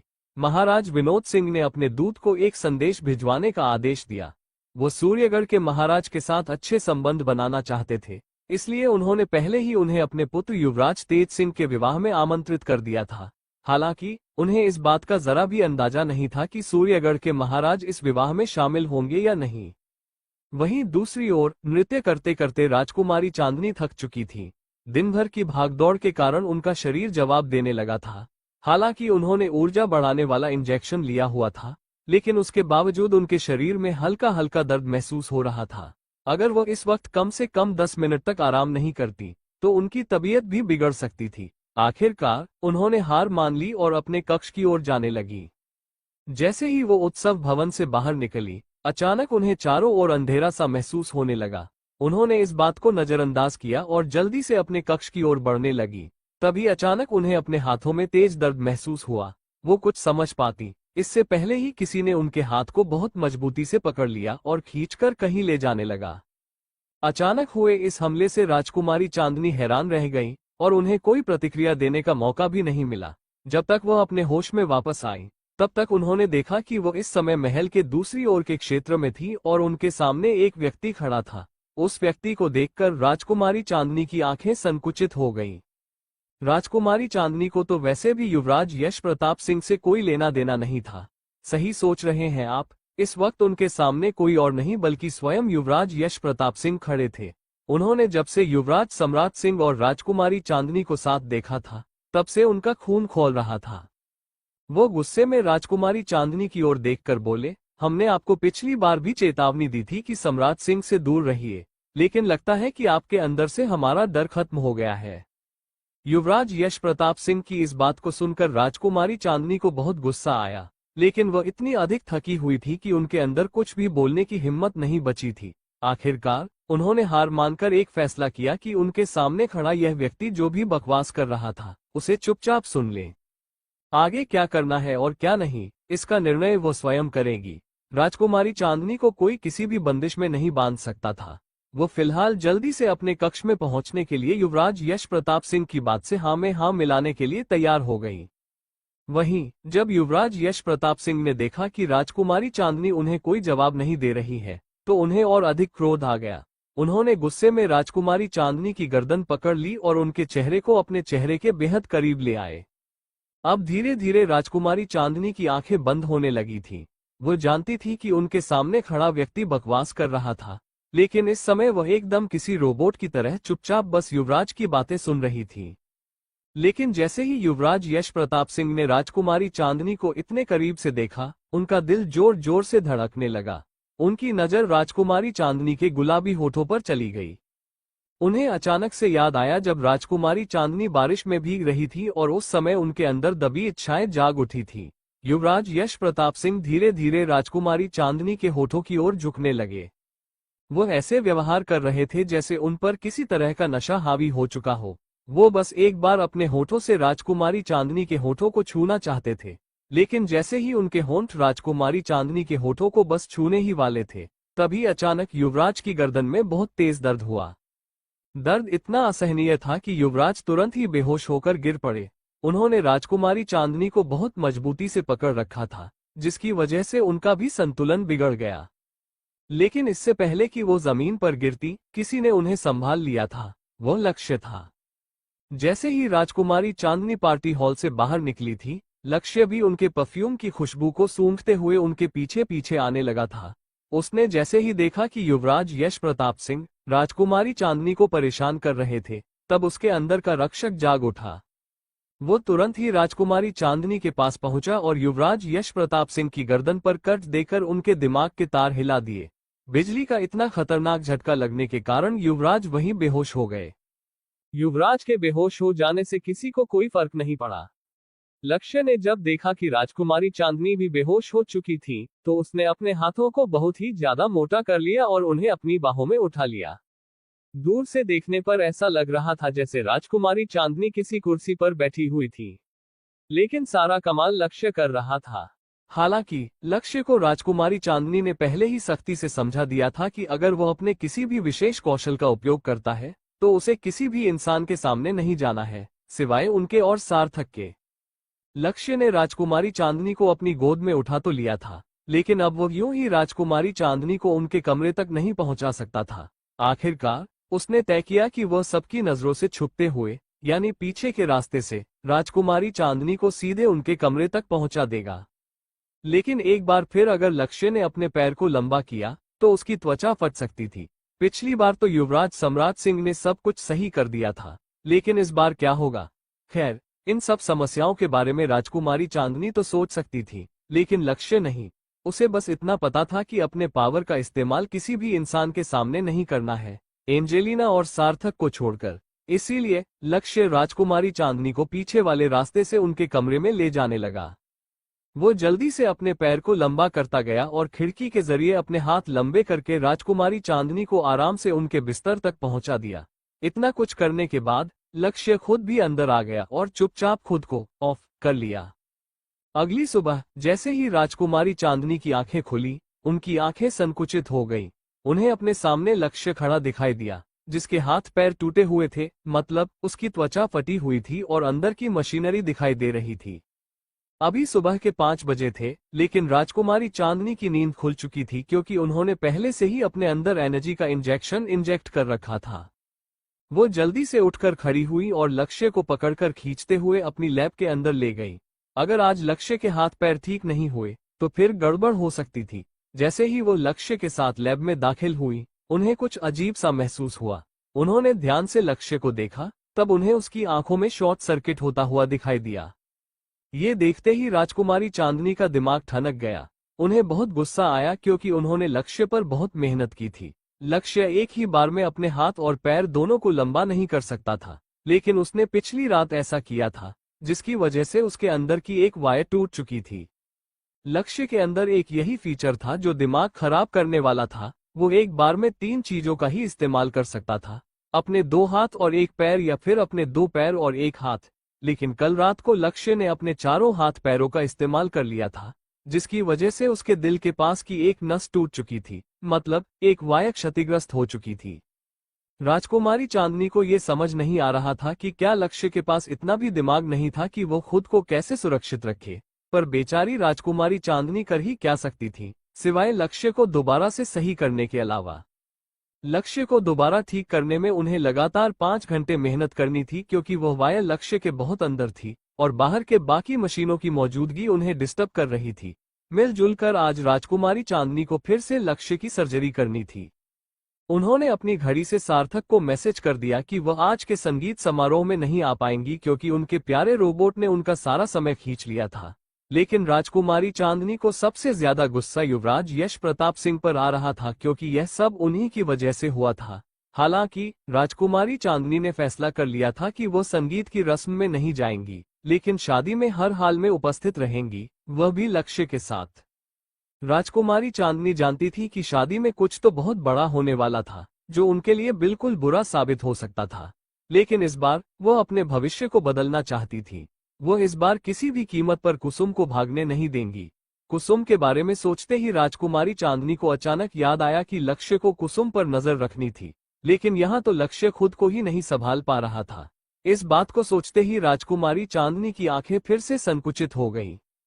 वह गुस्से में लक्ष्य से बोली, लक्ष्य के बच्चे, अगर कुसुम शादी से भाग गई तो मैं तुम्हें तोड़ डालूंगी। Thank you for listening. मुझे उम्मीद है आपको यह स्टोरी पसंद आई होगी। अगर आपको पसंद आई है तो प्लीज लाइक और कमेंट करना ना भूलें और मोर स्टोरीज के लिए सब्सक्राइब करें। मिलते हैं नेक्स्ट वीडियो में।